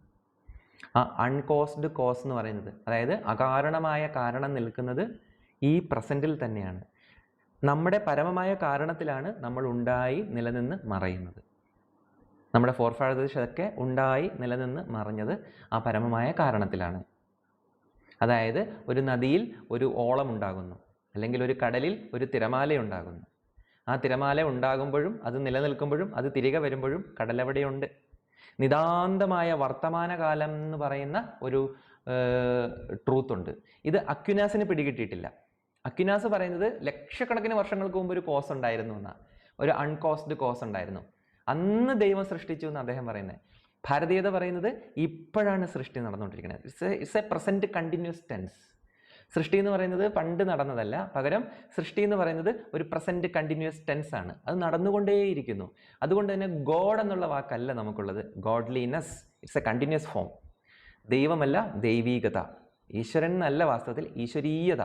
അതിങ്ങനെ തുടർന്നുകൊണ്ടേയിരിക്കുകയാണ്. അപ്പോൾ അൺകോസ്ഡ് കോസ് എന്നുള്ള അക്വിനാസിൻ്റെ ആ ഒരു ലോജിക്കിനെ ഭാരതീയതയിലേക്ക് വിളക്കി ചേർക്കുമ്പോൾ നമുക്ക് എല്ലാത്തിനുമായിട്ടൊരു പരമകാരണമായി അതവിടെ നിൽക്കുന്നു. സബ്സ്ട്രാറ്റം, എല്ലാത്തിൻ്റെ അടിസ്ഥാനമായിട്ട് അതവിടെ നിൽക്കുന്നു എന്ന് നമുക്ക് കാണാൻ പറ്റും. അത് രണ്ടാമത്തെ ആർഗ്യുമെൻ്റാണ്. മൂന്നാമത്തെ ആർഗ്യുമെൻ്റ് ആകസ്മികത. അതായത് ആകസ്മികത എന്നുള്ളത് കണ്ടിൻജൻസി എന്നാണ് അദ്ദേഹം പറയുന്നത്. ആകസ്മികത എന്നുള്ളത് നിലനിൽക്കുന്നില്ല എന്ന് പറയുന്നത്, അത് നമുക്കും യോജിക്കാം. എല്ലാം ആകസ്മികമായി സംഭവിക്കുന്നു, എല്ലാം വെറുതെ അങ്ങ് സംഭവിക്കുക. ഈ പ്രപഞ്ചം ഉണ്ടായി, വെറുതെ അങ്ങുണ്ടായി. ഭൂമി വെറുതെ അങ്ങുണ്ടായി. ജീവൻ വെറുതെ ഉണ്ടായി. അത് വളരുന്നു, വെറുതെ അങ്ങ് വളരുന്നു. അതിന് തലച്ചോറുണ്ടാകുന്നു, വെറുതെ തലച്ചോറ് ഫോം ചെയ്യുന്നു. അത് ബുദ്ധിപരമായി ചിന്തിക്കുന്നു, വെറുതെ ബുദ്ധിപരമായി ചിന്തിക്കുന്നു. എല്ലാം ആകസ്മികത. എന്ത് ചോദിച്ചാലും നമുക്ക് നോ എന്നൊരു ആൻസർ ഇല്ല. അതിൻ്റെ കാരണം എന്താണെന്ന് വെച്ചാൽ നമുക്ക് പറയുന്നത് അത് ആകസ്മികത, യാദൃശ്ചികം, ഇറ്റ്സ് ആൻ ആക്സിഡൻറ്റ് എന്ന് നമുക്ക് പറയാം. പക്ഷേ അങ്ങനെയാണെങ്കിൽ അതിൻ്റെ ഒരു കൗണ്ടർ ആർഗ്യുമെൻ്റ് എന്താണ്? അങ്ങനെ എല്ലാം ആകസ്മികമായി സംഭവിക്കുകയാണെങ്കിൽ ഇപ്പോൾ ഇവിടെ ഒരു താമര വിരിയട്ടെ, അല്ലെങ്കിൽ ഇപ്പോൾ ഇവിടെ കുറേ സ്വർണ്ണമഴ പെയ്യട്ടെ, അതും ആകസ്മികതയല്ലേ? അപ്പോൾ എന്തിനും എപ്പോൾ വേണേൽ എവിടെ വേണേൽ സംഭവിക്കാമല്ലോ. ഇങ്ങനെയൊക്കെ ഒരു ആർഗ്യുമെൻറ്റ്സും കൗണ്ടർ ആർഗ്യുമെൻറ്റ്സും ഒക്കെ അവിടെ ചുമ്മാ വരും. അപ്പം ആകസ്മികത എന്നുള്ളത് ഇവിടെ ഇല്ല. പ്രപഞ്ചത്തിൽ ആകസ്മികത എന്നൊന്നും ഇല്ല. നമ്മുടെ അറിവില്ലായ്മയ്ക്ക് നമ്മൾ കൊടുക്കുന്ന പേരാണ് ആകസ്മികത. വാസ്തവത്തിൽ നമ്മുടെ അറിവില്ലായ്മയ്ക്കപ്പുറം അവിടെ ഒരു സത്യമുണ്ട്. അവിടെ ഒരു സർവശക്തനായ, സർവജ്ഞനായ, സർവവ്യാപിയായ ഒരു സത്യം അവിടെയുണ്ട്. ആകസ്മികമല്ല. ഇതൊക്കെ ഒരു ഗ്രാൻഡായിട്ടുള്ള ഡിസൈനിൽ നിന്നാണ് വരുന്നത് എന്ന്. ആകസ്മികതയില്ല എന്ന് പറയും. ആകസ്മികത എന്ന് പറയുന്ന ഒരു വാദത്തെ പൂർണ്ണമായിട്ടും നമുക്ക് നിഷേധിക്കാം. ഇതൊക്കെ ഈശ്വരനിൽ നമുക്കുള്ള വിശ്വാസത്തെ വീണ്ടും വീണ്ടും അരക്കിട്ടുറപ്പിക്കുന്ന യുക്തിയുടെ വിചാരമാണ്. ഇങ്ങനെ നമുക്ക് വിചാരിക്കാം. ഇങ്ങനെ ഇരുന്ന് വിചാരിക്കണം, നമ്മൾ റിഫ്ലക്റ്റ് ചെയ്യണം. മനനം എന്ന് പറയും അതിനെ. നമ്മളിരുന്ന് മനനം ചെയ്യണം. നമ്മളെ ഈ ആസ്തിക ചിന്തയിലേക്ക് നമ്മളെ കൊണ്ടുവരുന്ന രീതിയിൽ നമ്മൾ ചിന്തിക്കാൻ പഠിക്കണം. ഇതൊന്നും വേണ്ട, നിങ്ങൾക്ക് നല്ല സ്നേഹവും ഡിവോഷനും ഉണ്ടെങ്കിൽ ഈ ലോജിക്കിൻ്റെ ഒന്നും ആവശ്യമില്ല. അതും ഓർമ്മയിരിക്കട്ടെ. മറ്റൊന്നെന്ന് പറയുന്നത് ദ ആർഗ്യുമെൻറ്റ് ഫ്രം ഡിഗ്രി, അതായത് അളവുകൾ. ഈ ലോകത്ത് അളവുകൾ എങ്ങനെ വന്നു എന്നാണ് അദ്ദേഹം ചോദിക്കുന്നത്. അളവുകൾ എന്ന് പറഞ്ഞാൽ ചിലത് നല്ലത്, ചിലത് ചീത്ത, ചിലത് കൂടുതൽ നല്ലത്, ചിലത് കുറച്ച് മാത്രം നല്ലത്, ചിലത് കൂടുതൽ ചീത്ത, ചിലത് കുറവ് മാത്രം ചീത്ത. അവിടെ നന്മയുണ്ട്, ഇവിടെ തിന്മയുണ്ട്. അവിടെ ധർമ്മമുണ്ട്, ഇവിടെ അധർമ്മമുണ്ട്. ഭാരതീയതയിലേക്ക് വന്നാൽ ധർമ്മം, അധർമ്മം, എന്താണ് ധർമ്മം, ഇങ്ങനെയൊക്കെയുള്ള ഈ അളവുകളെ കുറിച്ച്, അല്ലെങ്കിൽ നമുക്കൊന്നിനെ മെഷർ ചെയ്യാനുള്ള, അളക്കാനുള്ള ഓരോ മാപിനികളാണ് ഈ ധർമ്മം, സത്യം, പിന്നെ നന്മ, തിന്മ, കൂടുതൽ, കുറവ്. ഇങ്ങനെയൊക്കെ നമ്മുടെ ഉള്ളിൽ അളവുകളെ കുറിച്ചുള്ള ഈ ആശയം എപ്രകാരം വന്നു എന്നാണ് അക്വിനാസ് ചോദിക്കുന്നത്. അക്വിനാസ് പറയുന്നത് ഈ ആശയം നമ്മുടെ ഉള്ളിൻ്റെ ഉള്ളിൽ നമുക്കൊരു ബോധ്യമുണ്ട്. എന്താണ്? അതായത് വളരെ സമ്പൂർണവും പരിപൂർണവുമായിട്ടുള്ള ഒരു സത്യം അവിടെ ഉണ്ട്. അവിടെ ഒരു പരമമായ സത്യം, അൾട്ടിമേറ്റ് പെർഫെക്ഷൻ എന്നാണ് അദ്ദേഹം പറയുന്നത്. ആത്യന്തികമായ സമ്പൂർണത, ആത്യന്തികമായ ഒരു സമ്പൂർണത ഈ പ്രപഞ്ചത്തിൽ നിലനിൽക്കുന്നു. അങ്ങനെ നിലനിൽക്കുന്നത് കൊണ്ടാണ്, അല്ലെങ്കിൽ ഈ പ്രപഞ്ചത്തിനെ ആധാരമായി നിലനിൽക്കുന്നു. അങ്ങനെ നിലനിൽക്കുന്നത് കൊണ്ടാണ് നമുക്ക് ഈ മെഷറിങ് വന്നത്. അത് കൂടുതലാണ്, ഇത് കുറവാണ്, അത് ധർമ്മമാണ്, ഇത് അധർമ്മമാണ്, അത് സത്യമാണ്, ഇത് അസത്യമാണ്, നന്മയാണ്, തിന്മയാണ്. ഇങ്ങനെയൊക്കെയുള്ള കൂടിയും ഏറിയും കുറഞ്ഞും ഇരിക്കുന്ന അളവുകളിലേക്ക് നമുക്ക് ഈ ലോകത്തെ മാറ്റാൻ സാധിച്ചു. ഈ ലോകത്തെ എന്ത് കണ്ടാലും നമുക്ക് കൃത്യമായി മെഷർ ചെയ്യാം. മെഷർ ചെയ്യുക എന്നുള്ളതാണ് നമ്മുടെ പ്രധാനപ്പെട്ട ഒരു സ്വഭാവ സവിശേഷത. മനുഷ്യൻ്റെ പ്രധാനപ്പെട്ട സ്വഭാവം എന്ന് പറഞ്ഞാൽ എന്തിനേയും മെഷർ ചെയ്ത് വെക്കുക, എന്തിനേയും അളന്ന് കുറിച്ച് വെക്കുക. അതെവിടുന്നാണ് വരുന്നത്? നമ്മുടെ ഉള്ളിൽ ഒരു സമ്പൂർണതയെ കുറിക്കുന്ന ഒരാശയം നമ്മുടെ ഉള്ളിൽ ആദ്യമേ ഉണ്ട്. നമ്മൾ ജനിക്കുന്നതിന് മുമ്പ് തന്നെ നമ്മുടെ ആന്തരാത്മാവിൽ ഈ ഒരു ബോധമുണ്ട്. എന്തിനെക്കുറിച്ച്? അൾട്ടിമേറ്റ് പെർഫെക്ഷൻ, ആത്യന്തികമായ സമ്പൂർണത. അതിനെയാണ് നമുക്ക് ഈശ്വരൻ എന്ന് വിളിക്കുക, അതിനെയാണ് നമ്മൾ ശിവൻ എന്ന് വിളിക്കുക. മറ്റൊരു അവസാനത്തെ അദ്ദേഹത്തിൻ്റെ ഒന്ന് എന്ന് പറയുന്നത് ഡിസൈനെ കുറിച്ചിട്ടാണ്. ഈ ലോകത്തിൻ്റെ ഡിസൈൻ, ഈ ലോകത്തെ രചിച്ചതാരാണ്, ഈ ലോകത്തെ ഇങ്ങനെ വിധാനം ചെയ്തത് ആരാണ്, ഇതിനൊരു നിയന്താവില്ലേ? ഇത് നമ്മൾ ഉപനിഷത്തുക്കളും ഇങ്ങനെ തന്നെ പറയുന്നുണ്ട്. ആരെ ഭയന്നിട്ടാണ് ഈ ഗ്രഹങ്ങൾ ചലിക്കുന്നത്, ആരെ ഭയന്നിട്ടാണ് ചന്ദ്രൻ ചലിക്കുന്നത്, ആരെ ഭയന്നിട്ടാണ് നക്ഷത്രങ്ങൾ തെളിയുന്നത്, ഇങ്ങനെയൊക്കെ ചോദിക്കുന്നുണ്ട്. ഈ പ്രപഞ്ചത്തിലെല്ലാം അതതിൻ്റെ സ്ഥാനത്ത് നിന്നുകൊണ്ട് പ്രവർത്തിക്കുന്നു, അല്ലേ? ഇപ്പം ഭൂമിയിൽ തന്നെ ഒരു ചാക്രികതയുണ്ട്. എങ്ങനെയാണ് മഴ പെയ്യുന്നത്? കടലിൽ കിടക്കുന്ന വെള്ളം ഉയർന്ന് മുകളിലെത്തി നീരാവിയായി മേഘങ്ങളായി ഘനീഭവിച്ച് താഴോട്ട് മഴയായി പെയ്യുന്നു. ഇവിടെ ഒരു ചാക്രികതയുണ്ട്. ഈ ചാക്രികത മുടക്കമില്ലാതെ നടന്നുകൊണ്ടിരിക്കുക. ആര് പറഞ്ഞിട്ട്? ആരാൽ വിധാനം ചെയ്യപ്പെട്ടിട്ട്? ആരാൽ ഡിസൈൻ ചെയ്യപ്പെട്ടിട്ട്? ഇങ്ങനെ ഒരു ചോദ്യം അവിടെ വരും. എവിടെ എന്ത് ഓർഡർ കണ്ടാലും, എവിടെ എന്ത് ക്രമം കണ്ടാലും, എവിടെ എന്ത് ഇത്തരത്തിലുള്ള ചാക്രികത കണ്ടാലും, ചാക്രികത എന്നുള്ള വാക്കാണ് സത്യം. സത്യത്തിൽ ഓർഡർ എന്നല്ല അവിടെ ഉപയോഗിക്കേണ്ടത്, ചാക്രികത. സൈക്ലിക്കാണ് ഈ ലോകം. ആ ചാക്രികത എങ്ങനെ സംഭവിക്കുന്നു, എന്തുകൊണ്ട് എന്നൊരു ചോദ്യമാണ് ശരിക്കും ദൈവികമായ ചോദ്യം. എങ്ങനെയെന്നുള്ളതല്ല, എന്തുകൊണ്ട് ഇത് സംഭവിക്കുന്നു. ഇപ്പം മഴ പെയ്യുന്നത് എങ്ങനെയെന്ന് ചോദിച്ചാൽ നമുക്ക് ഇങ്ങനെയെന്ന് പറയാം, ഇങ്ങനെ ചാക്രികമായി. പക്ഷെ ആ ചാക്രികത എന്തുകൊണ്ട് നിലനിൽക്കുന്നു? അത് വെറുതെ അങ്ങോട്ട് ചക്രം പോലെ നമ്മൾ ഇവിടെയൊക്കെ നിന്നിട്ട് അവിടെ ഒരു ചക്രവും സംഭവിക്കുന്നില്ല, വെറുതെ ഒരു ചാക്രികത അവിടെ ഉണ്ടാകുന്നില്ല. ഈ മുഴുവൻ ലോകവും ചാക്രികമാണ്, അല്ലേ? ഋതുഭേദങ്ങൾ ചാക്രികമാണ്, ഭൂമിയുടെ യാത്ര ചാക്രികമാണ്, സൈക്ലിക്കാണ്. അതുപോലെ സകലതും സൈക്ലിക്കിലാണ് സഞ്ചരിച്ചുകൊണ്ടിരിക്കുന്നത്. അപ്പോൾ ഇത് ആരാണ് ഇതിനെ ഇങ്ങനെ വിധാനം ചെയ്തത്? ഇങ്ങനെ ഒരു ചോദ്യമുണ്ട് അവിടെ. ആ ചോദ്യത്തിൻ്റെയൊക്കെ ഉത്തരമായിട്ടാണ് നമ്മൾ ഈശ്വരൻ എന്ന് പറയുന്ന ഈ ചോദ്യത്തിനൊന്നും നമുക്ക് ആത്യന്തികമായി ഉത്തരം നൽകുക അസാധ്യമാണ്. അപ്പോൾ അവിടേക്കാണ് ഈശ്വരൻ എന്ന് പറയുന്ന ഇമ്മെഷറബിൾ ആയിട്ടുള്ള, അളക്കാനാവാത്ത ആത്യന്തികമായ നന്മയുടെയും ആത്യന്തികമായ സത്യത്തിൻ്റെയും ആത്യന്തികമായ ശക്തിയുടെയും മനുഷ്യൻ്റെ ഉള്ളിലെ അടങ്ങാത്ത ദാഹത്തിൻ്റെ മൂർത്തിമത് ഭാവമായിട്ടാണ്, അതിനുള്ള പരമമായ സമാധാനമായിട്ടാണ് ഈശ്വരൻ എന്ന് പറയുന്ന ഒന്ന് അവിടെ ഉള്ളത്. നമ്മുടെ ദാഹിക്കുന്ന മനുഷ്യന് ജലം പോലെയാണ് ഈശ്വരൻ അവിടെ ഉള്ളത്. നമുക്ക് ദാഹം വരുന്നു, ദാഹിക്കുന്ന ഒരാൾക്ക് അവിടെ ജലമുണ്ട്, ദാഹിക്കാത്ത ഒരാൾക്ക് ജലമില്ല. ഇത്രയേ ഉള്ളൂ. ഒരാൾ എപ്പോഴാണ് നിരീശ്വരവാദിയാകുന്നത്? അയാൾക്ക് ദാഹമില്ല, അയാൾക്കൊരു ഈശ്വരൻ്റെ ആവശ്യം ഇല്ലാത്തപ്പോൾ. ഒരാൾ എപ്പോഴാണ് ഈശ്വര വിശ്വാസിയാകുന്നത്? അയാൾക്ക് ദാഹമുള്ളപ്പോൾ. അയാൾ ജീവിതത്തിൽ ദാഹിച്ച് വലയുമ്പോൾ അയാൾക്ക് ജലം ആവശ്യമാണ്, ആ ജലമാണ് ഈശ്വരൻ. ഇപ്പോൾ ഒരാൾക്ക് ദാഹമില്ല എന്നുള്ളത് ഭാവിയിൽ അയാൾക്ക് ദാഹമില്ല എന്നുള്ളതിൻ്റെ തെളിവൊന്നുമല്ല. ഭാവിയിൽ അയാൾക്കും ദാഹിക്കും. ദാഹത്തിലേക്കാണ് നമ്മൾ പോയിക്കൊണ്ടിരിക്കുന്നത്. അപ്പം നമ്മൾ ഇവഞ്ച്വലി നമ്മളെല്ലാവരും ആസ്തികതയിലേക്കാണ് ചലിച്ചുകൊണ്ടിരിക്കുന്നത്. അപ്പം ഇത്തരത്തിലുള്ള കുറച്ച്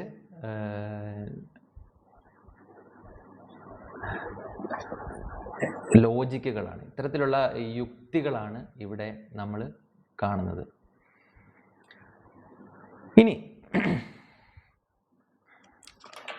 അപ്പം ഇത്രയും യുക്തി വെച്ചുകൊണ്ട് നമുക്ക് ഈശ്വരൻ എന്താണ് എന്നുള്ളതിലേക്ക്, ശിവൻ എന്താണ് എന്നുള്ളതിലേക്ക് പ്രവേശിക്കാം. ഞാൻ ഇത്രയും ദിവസം നിങ്ങളോട് ശിവനെക്കുറിച്ചാണ് പറഞ്ഞുകൊണ്ടിരുന്നത്. വാസ്തവത്തിൽ എന്താണ് ശിവൻ? ശിവൻ എന്ന് പറയുന്നത് ഒരു വ്യക്തിയാണോ? ശിവൻ എന്ന് പറയുന്നത് ഒരു തത്വമാണോ? അതോ ശിവൻ എന്ന് പറയുന്നത് ഒരു ഓംനി പ്രസൻ്റ് ആണോ? എല്ലായിടത്തുമുള്ള ഒരു യാഥാർത്ഥ്യമാണോ? എന്താണ് വാസ്തവത്തിൽ ശിവൻ? ശിവൻ ഇതെല്ലാമാണ്. ശിവൻ ഇതെല്ലാം ആയിരിക്കാനും സാധിക്കും. കാര്യം ഭാരതീയ സങ്കല്പത്തിൽ ദൈവത്തിന് 3 അസ്തിത്വമുണ്ട്. എന്നുവെച്ചാൽ 3 പ്രകാരത്തിൽ നമുക്കതിനെ, ഈശ്വരനെ നമുക്ക് അനുഭവിക്കാം. ഒന്ന് എന്ന് പറയുന്നത് ഈ പ്രപഞ്ചം തന്നെ ഈശ്വരനാണ്. ഭാരതീയ സങ്കല്പത്തിൽ ഈ പ്രപഞ്ചം തന്നെ, അതിനെ വിരാട് എന്നാണ് വിളിക്കുന്നത്. വിരാട്, വിവിധം രാജതേ ഇത് വിരാട്. ഈ പലതായി കാണപ്പെടുന്ന ഈ പ്രപഞ്ചം വിരാടാണ്. ഇതിനെ നമ്മൾ ഈശ്വരൻ എന്ന് വിളിച്ചു. ഈശ്വരൻ്റെ ശരീരമാണത്. ഇനി ആ ഈശ്വരനൊരു മനസ്സുണ്ട്. ആ ഈശ്വരന് അല്ലെങ്കിൽ സൂക്ഷ്മമായ സട്ടിലായിട്ടുള്ള ഒരു ഗോഡ്ലിനെസ് ഉണ്ട്. മറ്റേ ഇത് ഗ്രോസ് ആയിട്ടുള്ള ഗോഡ്ലിനെസ് ആണ് ഈ പ്രപഞ്ചം. ഈ പ്രപഞ്ചം എന്താണെന്ന് നമുക്കറിയില്ല. ഇതെവിടെ ആരംഭിച്ച് എവിടെ അവസാനിക്കുന്നു ഇതൊന്നും നമുക്കറിയില്ല. പക്ഷെ ഈ പ്രപഞ്ചം എന്ന് പറയുന്നത് ഈശ്വരൻ്റെ പ്രത്യക്ഷ രൂപമാണ്. വിരാട് എന്ന് പറയും. ഈശ്വരൻ്റെ സൂക്ഷ്മ രൂപമുണ്ട്. അതിന് പറയുന്നത് ഹിരണ്യഗർഭം എന്നാണ്. ഹിരണ്യഗർഭം എന്നുള്ള സംസ്കൃത വാക്കിൻ്റെ അർത്ഥം ഇംഗ്ലീഷിലോട്ട് വഴിമാറ്റിയാൽ ഗോൾഡൻ വൂം എന്നാണ്, അല്ലെങ്കിൽ ഗോൾഡൻ എഗ് എന്നാണ്. സ്വർണം കൊണ്ടുണ്ടാക്കിയ ഒരു ഗർഭപാത്രം, അതിനെയാണ് ഹിരണ്യഗർഭൻ. ഇതാണ് സട്ടിൽ, സൂക്ഷ്മമായിട്ടുള്ള ഈശ്വര സങ്കല്പം. ഈ സൂക്ഷ്മമായിട്ടുള്ള ഈശ്വര സങ്കല്പം എന്ന് പറഞ്ഞാൽ അതൊരു വോയിഡാണ്, അല്ലേ? ഒരു ഗർഭപാത്രം എന്ന് പറഞ്ഞാൽ അതിനുള്ളിൽ എന്താണ്? ഒരു വോയിഡുണ്ട്. ആ വോയിഡ് എന്ന് പറഞ്ഞാൽ വളരെ പൊട്ടൻ്റ് ആയിട്ടുള്ള വോയിഡാണ്. അതിനെ സൃഷ്ടി നടത്താൻ സാധിക്കുന്ന വോയിഡാണ്. അപ്പോൾ ഈ ശൂന്യത ആണ് സട്ടിലായിട്ടുള്ള ഈശ്വരൻ. ഇനി മൂന്നാമത്, ഇപ്പോൾ ആദ്യം വിരാടുണ്ട്, 2 ഹിരണ്യഗർഭമുണ്ട്. മൂന്നാമത്തേത് എന്താണ്?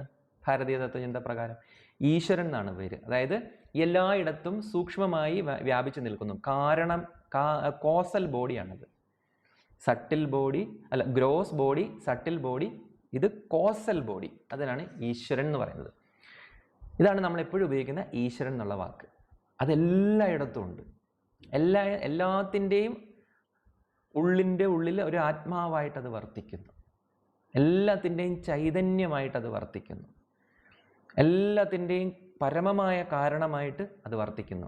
നമ്മൾ നേരത്തെ പറഞ്ഞ പോലെ ഒരു കടലിൽ നിന്നൊരു തിരയുണ്ടാകുന്നത് പോലെ പരമകാരണമായിട്ട് അത് ഒരു പ്രസൻറ്റ് കണ്ടിന്യൂസ് ടെൻസിൽ അത് വർത്തിക്കുന്നു. നിതാന്ത വർത്തമാന കാലത്തിൽ ഈശ്വരൻ വർത്തിക്കുന്നു. അതുകൊണ്ട് തന്നെ ഈ ഈശ്വരന് മനുഷ്യരൂപത്തിൽ ആവാൻ പറ്റും. ഏത് രൂപത്തിലേക്കും വരാൻ പറ്റും. അതായത് മുഴുവൻ പദാർത്ഥവും അദ്ദേഹത്തിൻ്റെ കയ്യിലുണ്ട്. മുഴുവൻ ഊർജവും അദ്ദേഹത്തിൻ്റെ കയ്യിലുണ്ട്. മുഴുവൻ സ്പേസും മുഴുവൻ കാലവും ടൈമും അദ്ദേഹത്തിൻ്റെ കയ്യിലുണ്ട്. അല്ലെങ്കിൽ ഈ മുഴുവൻ സ്പേസ്, മുഴുവൻ കാലം, മുഴുവൻ ഊർജം, മുഴുവൻ ദ്രവ്യം, ഇങ്ങനെയുള്ള ടോട്ടലിനെയാണ് നമ്മൾ വിരാട് സ്വരൂപമായ ഈശ്വരൻ എന്ന് വിളിക്കുന്നത്. അതവിടെ ഇല്ലെന്ന് പറയാൻ പറ്റില്ല നമുക്ക്. അതവിടെ ഉണ്ട്. അതിൻ്റെ ചൈതന്യമാണ്, അതിൻ്റെ ജീവനാണ് ഈശ്വരൻ. വിരാട് സ്വരൂപത്തിൻ്റെ ചൈതന്യമാണ് ഈശ്വരൻ. അപ്പോൾ അതില്ലെന്ന് നമുക്ക് നിഷേധിക്കാനേ പറ്റില്ല. അനിഷേധ്യമായ യാഥാർത്ഥ്യമാണ്. അതായത് ഒരമ്മയുടെ ഉള്ളിൽ ഒരു കുഞ്ഞ് ജീവിക്കുന്നു എന്ന് വിചാരിക്കുക. ഈ കുഞ്ഞിന് വേണമെങ്കിൽ വിചാരിക്കാം ഞാനൊരു സ്വതന്ത്ര ജീവിയാണെന്ന് വിചാരിക്കാം, അല്ലേ? അല്ലെങ്കിൽ ആ കുഞ്ഞ് വിചാരിച്ചില്ലെങ്കിൽ പോലും നമ്മൾ ആ ഒരു ദൃശ്യം ഒന്ന് മനസ്സിലോട്ട് കൊണ്ടുവരും. ഒരമ്മയുടെ ഉള്ളിൽ ഒരു കുഞ്ഞുണ്ട്. അപ്പോൾ ഈ കുഞ്ഞിനേക്കാൾ വലിയ ഒരു കുഞ്ഞിന് ജീവനുണ്ട്. അപ്പോൾ അമ്മയ്ക്ക്, ഈ കുഞ്ഞിനെ ഉൾക്കൊള്ളുന്ന അമ്മയ്ക്ക് ജീവനില്ലാതെ വന്നാൽ ഈ കുഞ്ഞിന് ജീവൻ ഉണ്ടാകുമോ? ഇല്ല. ഏത് ജീവൻ്റെ ബേസാണ്? അമ്മ എന്ന് പറയുന്ന ജീവൻ കുഞ്ഞെന്ന് പറയുന്ന ജീവൻ്റെ ബേസാണ്, തിരിച്ചല്ല. അമ്മയുടെ ഉദരത്തിലിരിക്കുന്ന കുഞ്ഞല്ല അമ്മയുടെ ബേസ്, അമ്മയാണ് ബേസ് യാഥാർത്ഥ്യം, റിയാലിറ്റി. ഇതുപോലെയാണ് നമ്മളും ഈ പ്രപഞ്ചത്തിലുള്ളത്. നമുക്ക് ജീവനുണ്ട്, നമുക്ക് ബോധമുണ്ട്, നമുക്ക് ബുദ്ധിയുണ്ട്, നമുക്കിതെല്ലാം ഉണ്ട്. പക്ഷെ നമ്മൾ ഇരിക്കുന്ന ഈ പ്രപഞ്ചത്തിന് ബുദ്ധിയുമില്ല, ബോധവുമില്ല, ജീവനുമില്ല. നടക്കോ? എനിക്ക് തോന്നുന്നില്ല നടക്കുമെന്ന്. നടക്കാൻ സാധ്യതയില്ല. ഇത് പൂർണ്ണമായും ഡെഡ് ആണെങ്കിൽ, ഈ യൂണിവേഴ്സ് പൂർണ്ണമായും ഡെഡ് ആണെങ്കിൽ ഞാൻ സംഭവിക്കുകയില്ല. ഞാനെന്ന് പറയുന്ന ഈ പീസ് ഓഫ് ലൈഫ് സംഭവിക്കുകയില്ല.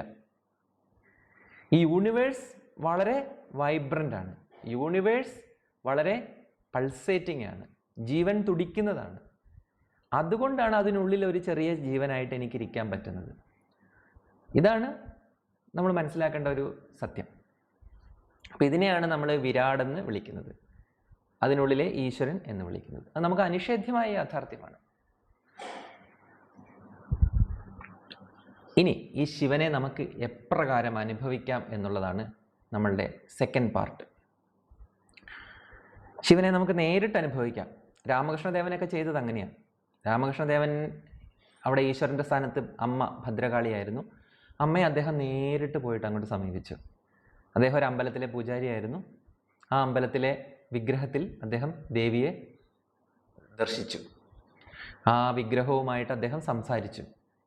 വിഗ്രഹത്തിന് അദ്ദേഹം ഭക്ഷണം കൊടുത്തു. ആ വിഗ്രഹം തിരിച്ച്, വിഗ്രഹമല്ല അവിടെ സംഭവിച്ചത്, ശരിക്കും ദേവി ചൈതന്യമാണ്. പിന്നെ രാമകൃഷ്ണദേവൻ എവിടെയൊക്കെയുണ്ടോ അവിടെ എല്ലാം ദേവി ഉണ്ടായിരുന്നു. രാത്രിയിലൊക്കെ ദേവിയുടെ കളിവിളയാട്ടം രാമകൃഷ്ണദേവൻ താഴെ കിടന്ന് കേൾക്കും. ഈ ക്ഷേത്രത്തിൻ്റെ താഴത്തെ മുറിയിലാണ് അദ്ദേഹം ഉറങ്ങുന്നത്. അപ്പോൾ അദ്ദേഹം ഉറങ്ങുമ്പോൾ ദേവി ഇങ്ങനെ മുകളിൽ കിടന്ന് ഓടുന്ന ശബ്ദം കേൾക്കും, ചിലങ്കയിട്ട് ഓടുന്ന ശബ്ദം കേൾക്കും. അങ്ങനെ പാതിരാത്രിയിലൊക്കെ ഈ ശബ്ദം കേട്ട് രാമകൃഷ്ണദേവൻ നേരെ പുറത്തിറങ്ങി മുകളിലേക്ക് നോക്കും. അമ്പലത്തിൻ്റെ മുമ്പിൽ വന്ന് മുറ്റത്ത് നിന്നിട്ട് മുകളിലേക്ക് നോക്കുമ്പോൾ അമ്മ ഇങ്ങനെ നിൽക്കുകയാണ് ആ മട്ടുപ്പാവിൽ. അമ്മ ഇങ്ങനെ മുടിയൊക്കെ വിടർത്തിയിട്ട് മുമ്പിൽ ഗംഗ ഒഴുകുന്നുണ്ട്. ആ ഗംഗയുടെ മറുകരയിൽ കൽക്കട്ട എന്ന് പറയുന്ന മഹാനഗരമാണ്, കാളിഘട്ട് എന്ന് പറയുന്ന മഹാനഗരമാണ്.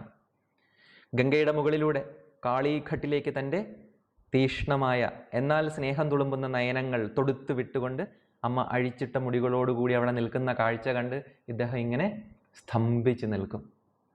അങ്ങനെ എത്ര എത്ര എത്ര രാത്രികൾ. അതുപോലെ ആ ശ്രീകോവിലിനകത്ത് കയറുമ്പോൾ ഇദ്ദേഹത്തിന് മുമ്പിൽ അമ്മ വരും. എന്തെല്ലാം കാഴ്ചകൾ. അവസാനം വിവേകാനന്ദ സ്വാമി വന്ന് ചോദ്യം ചോദിച്ചു, അങ്ങ് ഈശ്വരനെ കണ്ടിട്ടുണ്ടോ? അതിന് രാമകൃഷ്ണദേവന് മാത്രമാണ് മറുപടി പറഞ്ഞത്, ഞാൻ കണ്ടിട്ടുണ്ട്, ഞാൻ കണ്ടുകൊണ്ടേയിരിക്കുന്നു, നിന്നെയും വേണേ കാണിച്ചു തരാം, നിനക്കും വേണോ നിനക്കും കാണിച്ചു തരാം എന്നാണ് രാമകൃഷ്ണദേവൻ പറഞ്ഞ മറുപടി.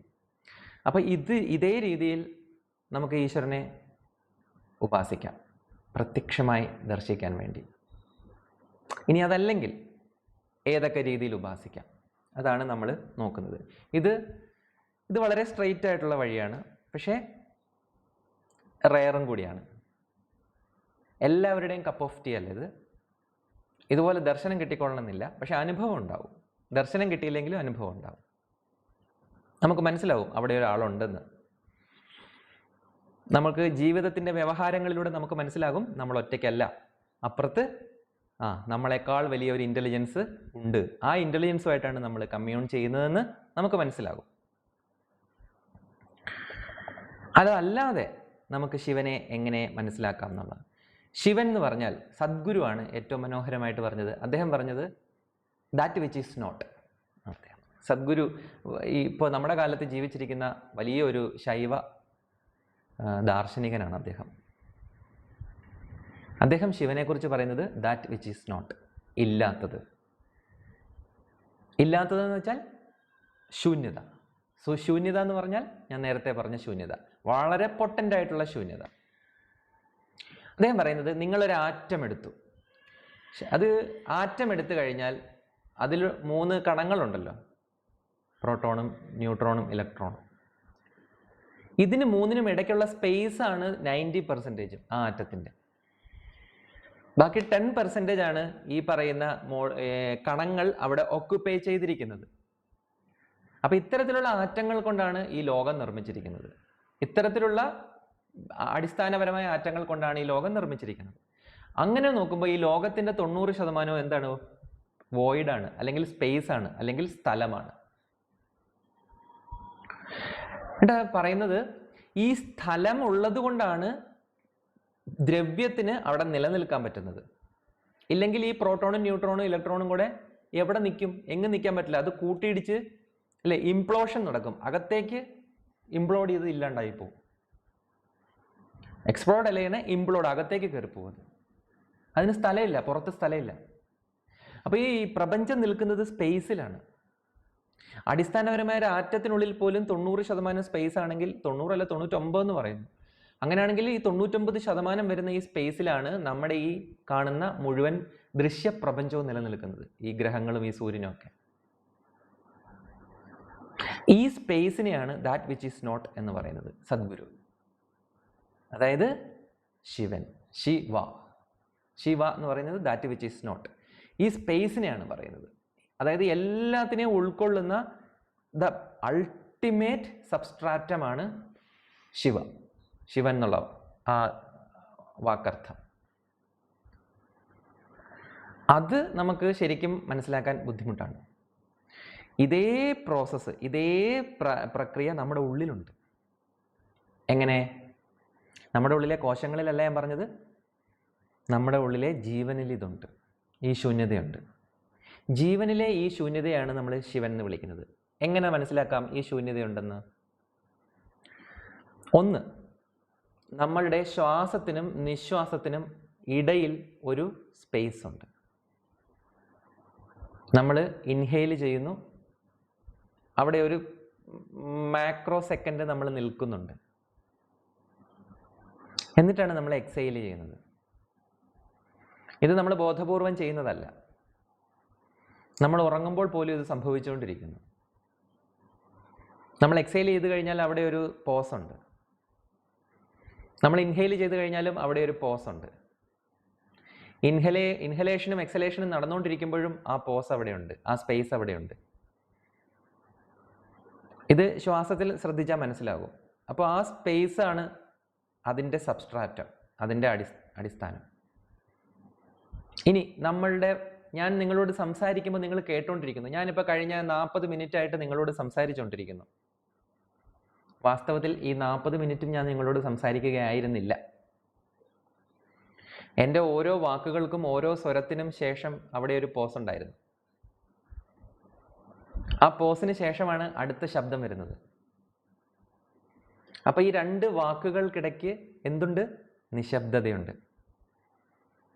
വാസ്തവത്തിൽ നിശബ്ദതയുടെ ഒരു നൈരന്തര്യത്തിനുള്ളിലാണ് എൻ്റെ വാക്കുകൾ നിലനിന്നത്. കഴിഞ്ഞ 40 മിനിറ്റായിട്ട് ഞാൻ നിശബ്ദനായിട്ടിരിക്കുകയാണ് ഇവിടെ. ഈ നിശബ്ദതയ്ക്കിടയിൽ ഞാൻ ചില വാക്കുകൾ ഉരുവിടുന്നു എന്ന് മാത്രം. വാസ്തവത്തിലുള്ളത് നമ്മുടെ സൈലൻസ് ആണ്. അപ്പൊ ഈ സൈലൻസ് ആണ് ആദ്യം പറഞ്ഞ സ്പേസ്. അപ്പൊ നമുക്ക് ബ്രീത്ത് ചെയ്യുമ്പോൾ അത് അറിയാൻ പറ്റും, സംസാരിക്കുമ്പോൾ നമുക്ക് ആ സ്പേസ് അറിയാൻ പറ്റും. ഇനിയൊന്നുണ്ട്, നമ്മൾ ശരിക്കും അനുഭവിക്കാൻ സാധിക്കുന്ന ഒന്നുണ്ട്. വാക്കുകൾക്കിടയ്ക്കുള്ള നിശബ്ദതയും ശ്വാസത്തിനിടയ്ക്കുള്ള സ്പേസും ഒക്കെ നമുക്ക് അനുഭവിക്കാം. പക്ഷെ നമ്മളായിരിക്കുന്ന ഒരു സ്പേസ് ഉണ്ട്. ഏതാണത്? രണ്ട് തോട്ട്സിനിടയ്ക്ക് ഒരു സ്പേസ് ഉണ്ട്. ഞാൻ എപ്രകാരമാണോ വാക്കുകൾ പറയുന്നതിനിടയ്ക്ക് നിശബ്ദത വരുന്നത്, അതുപോലെ നമ്മുടെ ഉള്ളിലെ രണ്ട് ചിന്തകൾക്കിടയിൽ ഒരു നിശബ്ദമായ ഇടമുണ്ട്. ഒരു ദിവസം 50,000 ചിന്തകൾ കടന്നു പോകുന്ന ഒന്നാണ് നമ്മുടെ തലച്ചോറ്. പക്ഷേ ഈ 50,000 ഒരു നൈരന്തര്യമല്ല. ഓരോന്നിനും ഇടയിൽ വളരെ സൂക്ഷ്മമായ, അതിസൂക്ഷ്മമായിട്ടുള്ള ഒരു പോസ് ഉണ്ട്. അല്ലാതെ അത് കണ്ടിന്യൂറ്റി അല്ല. അതിൻ്റെ നടുക്ക് ഒരു പോസ് ഉണ്ട്. ഈ പോസിലാണ് ഈശ്വരനുള്ളത്. ഈ സ്പേസിലാണ്, ഈ ശൂന്യതയിലാണ് ഈശ്വരൻ നിലനിൽക്കുന്നത്. ഈ ശൂന്യതയാണ് നമ്മുടെ പരമമായ യാഥാർത്ഥ്യം. ഇതിനെയാണ് എല്ലാ മതങ്ങളും താവോ എന്ന് പറയുന്നതും എല്ലാം ഈ ഒരു ആശയമാണ് പറയുന്നത്. ബുദ്ധമതത്തിലെ നിർവ്വാണം എന്ന് പറയുന്നതൊക്കെ ഈ ശൂന്യതയെക്കുറിച്ചിട്ടാണ്. ഇത് ശൂന്യതയല്ല വാസ്തവത്തിൽ.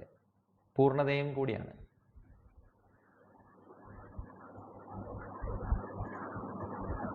ഇത് നമുക്ക് എപ്രകാരം അനുഭവിക്കാം? ശിവനെ അനുഭവിക്കാൻ പല രീതികളുണ്ട്. നിങ്ങൾക്ക് ഡയറക്റ്റ് പോയി ശിവനെ അനുഭവിക്കാം.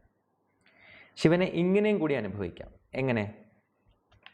ഈ ശൂന്യതയായിട്ട് നമുക്ക് അനുഭവിക്കാം. ആദ്യമായിട്ട് ശ്വാസം തന്നെയാണ് നമ്മൾ ശ്രദ്ധിക്കേണ്ടത്. നമ്മൾ അൺകോൺഷ്യസ് ആയിട്ട് ചെയ്യുന്ന ഈ ശ്വാസത്തെ കോൺഷ്യസ് ആയി ചെയ്യുക. ഇതാണ് ശിവത്വത്തിലേക്കുള്ള ആദ്യത്തെ ചുവട്. Conscious breathing. ഇത് ഞങ്ങളെ പരിശീലിപ്പിക്കുമായിരുന്നു. ഞാൻ വേദാന്ത വിദ്യാർത്ഥി ആയിരിക്കെ ഞങ്ങളുടെ ആശ്രമത്തിൽ ഇങ്ങനൊരു പരിശീലനമുണ്ട്. ശ്വാസം അകത്തേക്ക് എടുക്കുമ്പോൾ നമ്മളതിനെ കൗണ്ട് ചെയ്യണം. ശ്വാസം അവിടെ പിടിച്ചു നിർത്തി ഹോൾഡ് ചെയ്യുമ്പോൾ കൗണ്ട് ചെയ്യണം. ശ്വാസത്തെ പുറത്തേക്ക് വിടുമ്പോൾ കൗണ്ട് ചെയ്യണം. അതായത് കൗണ്ട് ചെയ്യണത് വേറെ ഒന്നും കൊണ്ടല്ല, ജസ്റ്റ് അറിയാൻ വേണ്ടി മാത്രം. ഞാനിത് ചെയ്യുന്നുണ്ട് എന്ന് എന്നെ ബോധവാനാക്കാൻ മാത്രം. കാര്യം ഇത് എൻ്റെ ബോധമില്ലാതെയും സംഭവിക്കും. അങ്ങനെ സംഭവിച്ചിട്ട് കാര്യമില്ല.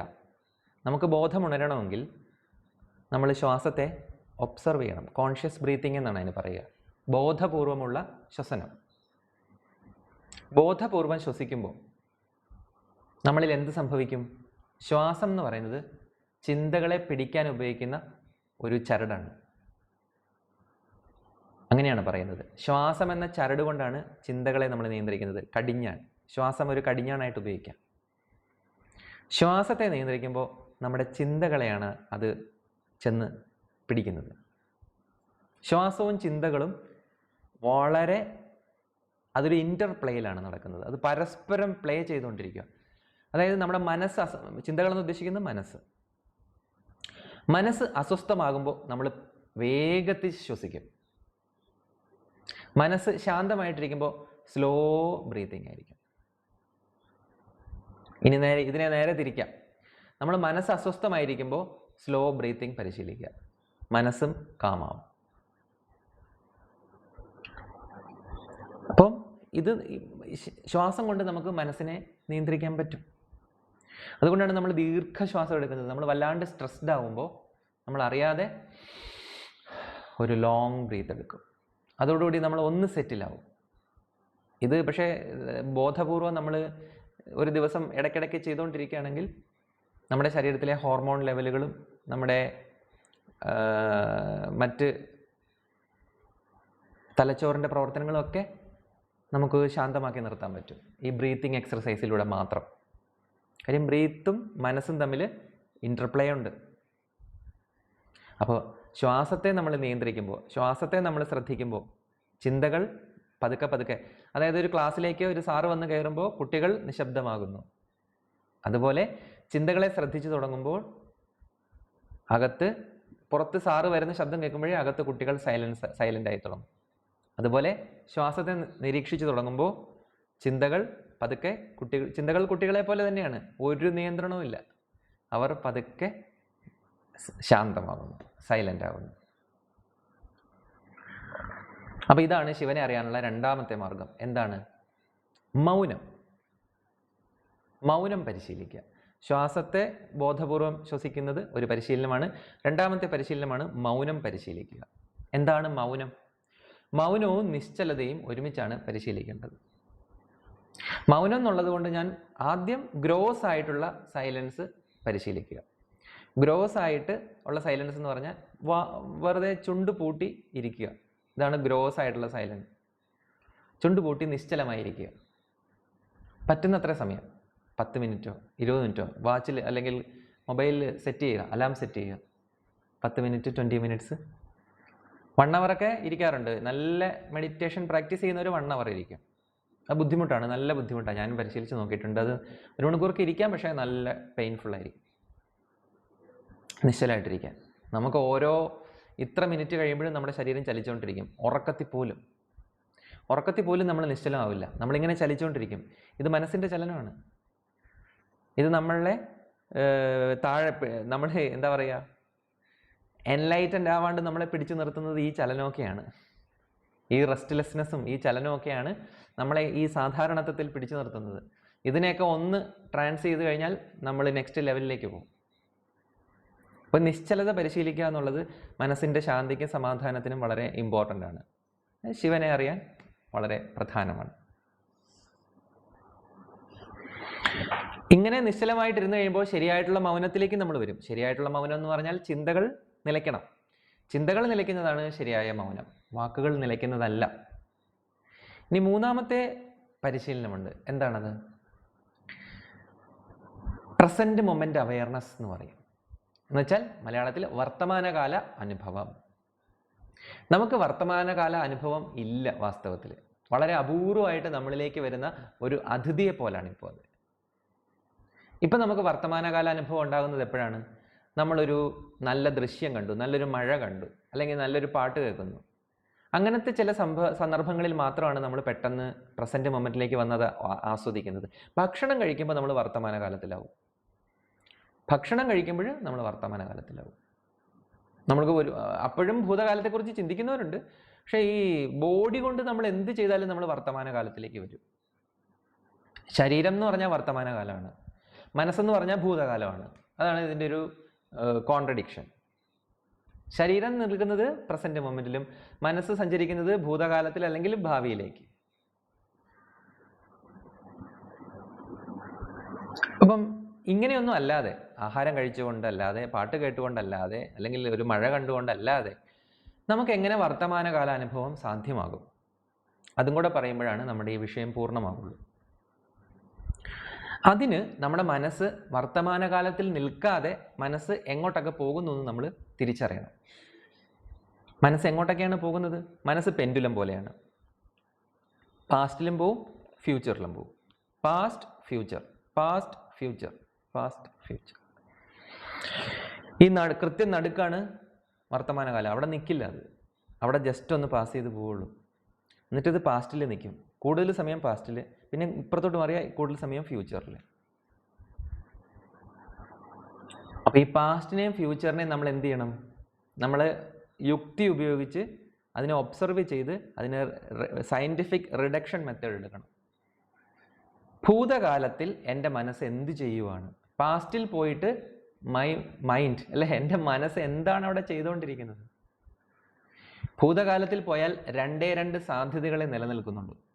സാധാരണ ഒരു മനസ്സ് ഭൂതകാലത്തിൽ പോയാൽ രണ്ട് സാധ്യതകളുണ്ട്. എന്താണത്? രണ്ടും പെയിൻഫുൾ ആണ്. ഒന്ന് ബിറ്റർ പെയിൻ, കയ്പ് നിറഞ്ഞ വേദന. മറ്റൊന്ന് സ്വീറ്റ് പെയിൻ, മധുരം നിറഞ്ഞ വേദന. കയ്പ് നിറഞ്ഞ വേദന എന്താണ്? ഭൂതകാലത്തിലോട്ട് പോയിട്ട് കയ്പ് നിറഞ്ഞ വേദന എന്ന് പറഞ്ഞാൽ റിഗ്രറ്റ്. എനിക്ക് ചെയ്യാൻ പറ്റാതെ പോയ കാര്യത്തെക്കുറിച്ചോർത്തും ഞാൻ തെറ്റായി ചെയ്തു പോയ കാര്യത്തെക്കുറിച്ചോർത്തുമുള്ള റിഗ്രറ്റാണ്. നിങ്ങളിൽ എല്ലാവരിലും അത് വർക്ക് ചെയ്യുന്നുണ്ട്, എന്നിലും വർക്ക് ചെയ്യുന്നുണ്ട്. സകല മനുഷ്യർക്കും റിഗ്രറ്റ് ഉണ്ട്. രണ്ട് സാധ്യതകളാണുള്ളത്. ഒന്ന്, നമ്മൾ ചെയ്ത തെറ്റിപ്പോയ കാര്യങ്ങൾ. അത് പലതും ആവാം. നമ്മുടെ ഫിനാൻസ് ആവാം, നമ്മുടെ ബന്ധങ്ങളാവാം, നമ്മുടെ മറ്റു കാര്യങ്ങൾ, ജോലി സംബന്ധമായ കാര്യങ്ങളാവാം. അവിടെയൊക്കെ നമുക്ക് തെറ്റ് പറ്റിയിട്ടുണ്ട്. ആ മുഴുവൻ ശരിയൊന്നും ആരുടെ കയ്യിലുമില്ല, അത് സാധ്യമല്ല. പക്ഷെ റിഗ്രറ്റ് ചെയ്യുക എന്നുള്ളതാണ് അതിൻ്റെ പെയിൻ. അത് കൊണ്ടുവരുന്ന പെയിൻ അതാണ്. പിന്നെ നമ്മൾ ചെയ്യാൻ പറ്റാതെ പോയ കാര്യങ്ങൾ. ഞാൻ അന്ന് അത് പഠിച്ചിരുന്നെങ്കിൽ, അതല്ലെങ്കിൽ എൻ്റെ ഒരു സുഹൃത്ത് മരിച്ചുപോയി, അപ്പോൾ അയാളെ മരിക്കുന്നതിന് മുമ്പ് എനിക്ക് പോയി കാണാൻ സാധിച്ചിരുന്നെങ്കിൽ. ഇങ്ങനെയൊക്കെയുള്ള റിഗ്രറ്റുകളുണ്ട്. ഒന്നും ചെയ്യാൻ പറ്റില്ല. പരിഹാരം ചെയ്യാൻ പറ്റുന്നതാണേ ചെയ്യാം, പക്ഷെ പരിഹാരം മിക്കപ്പോഴും അസാധ്യമാണ്. ഇപ്പോൾ കുട്ടിക്കാലത്ത് ഞാനത് പഠിച്ചിരുന്നെങ്കിൽ ഇപ്പോൾ ആലോചിച്ചിട്ട് എന്താ കാര്യം? പിന്നെ അതിനെക്കുറിച്ച് ഓർത്ത് റിഗ്രറ്റ് ചെയ്തിട്ട് എന്താ ഫലം? ഒരു ഫലമില്ല. ഇപ്പം എന്ത് ചെയ്യാൻ പറ്റുമെന്ന് മാത്രമേ ഉള്ളൂ. പക്ഷേ നമ്മളങ്ങനെയല്ല, നമ്മൾ റിഗ്രറ്റ് ചെയ്തുകൊണ്ടേയിരിക്കും. ഇപ്പോൾ രണ്ട് സാധ്യതകളാണ് ഈ പശ്ചാത്താപത്തിനുള്ളത്. എന്തൊക്കെയാണത്? ഒന്ന്, ചെയ്ത കാര്യങ്ങളെക്കുറിച്ചും ചെയ്യാൻ സാധിക്കാതെ പോയ കാര്യങ്ങളെക്കുറിച്ചും. അപ്പം ഈ രണ്ട്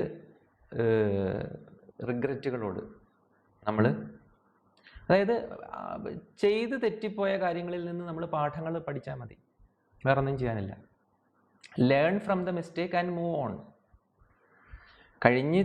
ചെയ്ത് തെറ്റിപ്പോയ കാര്യങ്ങൾ നമ്മുടെ അനുഭവമാക്കി എടുക്കണം. നമ്മുടെ അനുഭവ സമ്പത്ത് വർദ്ധിപ്പിക്കുന്നതായിരുന്നു അത്. അപ്പം എനിക്ക് ഒരുപാട് മിസ്റ്റേക്കുകൾ പറ്റിയിട്ടുണ്ട്. പക്ഷെ അതൊക്കെ ഇന്ന് എനിക്ക് എന്താണ്? എൻ്റെ അനുഭവ സമ്പത്തുകളാണ്. കാര്യം എന്തുകൊണ്ട്? ഞാൻ അതിൽ നിന്ന് അത് കൊണ്ടുവരുന്ന പാഠങ്ങൾ പഠിച്ചു. അതുകൊണ്ട് റിഗ്രറ്റേ ഇല്ല. റിഗ്രറ്റ് ഉണ്ടാവരുത്. റിഗ്രറ്റ് പശ്ചാത്താപം നമ്മളെ തളർത്തി കളയും. കാര്യം അവിടെ ശിവനില്ല. ശിവനിലേക്ക് വരണമെങ്കിൽ വർത്തമാനകാലത്തിലേക്ക് വരണം. വർത്തമാനകാലത്തിലേക്ക് വരാതിരിക്കാനുള്ള ഏറ്റവും വലിയ ഒരു തടസ്സമാണ് ഭൂതകാല ജീവിതം, ഭൂതകാലത്തിൽ ജീവിക്കുക. അപ്പം നമ്മൾ എന്താ വേണ്ടത്? പാഠങ്ങൾ പഠിച്ച് അതിൽ നിന്ന് പാഠങ്ങൾ എക്സ്ട്രാക്ട് ചെയ്തെടുക്കുക. അപ്പോൾ ഈ റിഗ്രറ്റ് താനേ ഇല്ലാണ്ടാവും. നമുക്കൊന്നും ചെയ്യാനില്ല. പിന്നെ മനസ്സുകൊണ്ട് മാപ്പ് ചോദിച്ചേക്കുക നമ്മുടെ ഭാഗത്തുനിന്നുണ്ടായ തെറ്റിന്. ഇനി അവർ നമ്മളോട് തെറ്റ് ചെയ്തിട്ടുണ്ടെങ്കിൽ മാപ്പ് കൊടുത്തേക്കുക. തീർന്നു, ക്ലോസ്. ചെയ്യാൻ പറ്റാതെ പോയ കാര്യങ്ങളെക്കുറിച്ച് ഓർത്ത് ഒന്നും ചെയ്യാനില്ല, അത് വിട്ടേക്കുക. കഴിഞ്ഞു. നമുക്ക് എപ്പോഴും എല്ലാം ഒന്നും ശരിയായിക്കൊള്ളണമെന്നൊന്നുമില്ല എന്ന് വിചാരിച്ചിട്ട് നമ്മളതിനെ വിട്ടേക്കുക, അതിൻ്റെ പാട്ടിന് വിട്ടേക്കുക. ഇനി ഒരു സ്വീറ്റ് പെയിൻ ഉണ്ട് അവിടെ. ഇത് ബിറ്റർ പെയിനാണ്. സ്വീറ്റ് പെയിൻ എന്താണ്? അതിന് പറയുന്ന പേരാണ് ഗൃഹാതുരത്വം അല്ലെങ്കിൽ നൊസ്റ്റാൾജിയ. ഞാൻ പണ്ടൊരു കുട്ടിയായിരുന്നു. അന്ന് എനിക്ക് ഒരുപാട് സ്നേഹം കിട്ടിയിരുന്നു. എൻ്റെ മുത്തശ്ശി അവിടെ ഉണ്ടായിരുന്നു. അന്ന് ഞാൻ എൻ്റെ അനിയത്തിയുമായിട്ട് ഓടിക്കളിച്ചിട്ടുണ്ട്. ഇങ്ങനെയുള്ള ഭൂതകാലത്തിലെ നല്ല കാര്യങ്ങളെ കുറിച്ചിട്ട് ഓർത്ത് മനസ്സിങ്ങനെ രമിച്ചുകൊണ്ടിരിക്കും. അത് വൺസ് ഇൻ എ വൈൽ അത് കൊള്ളാം.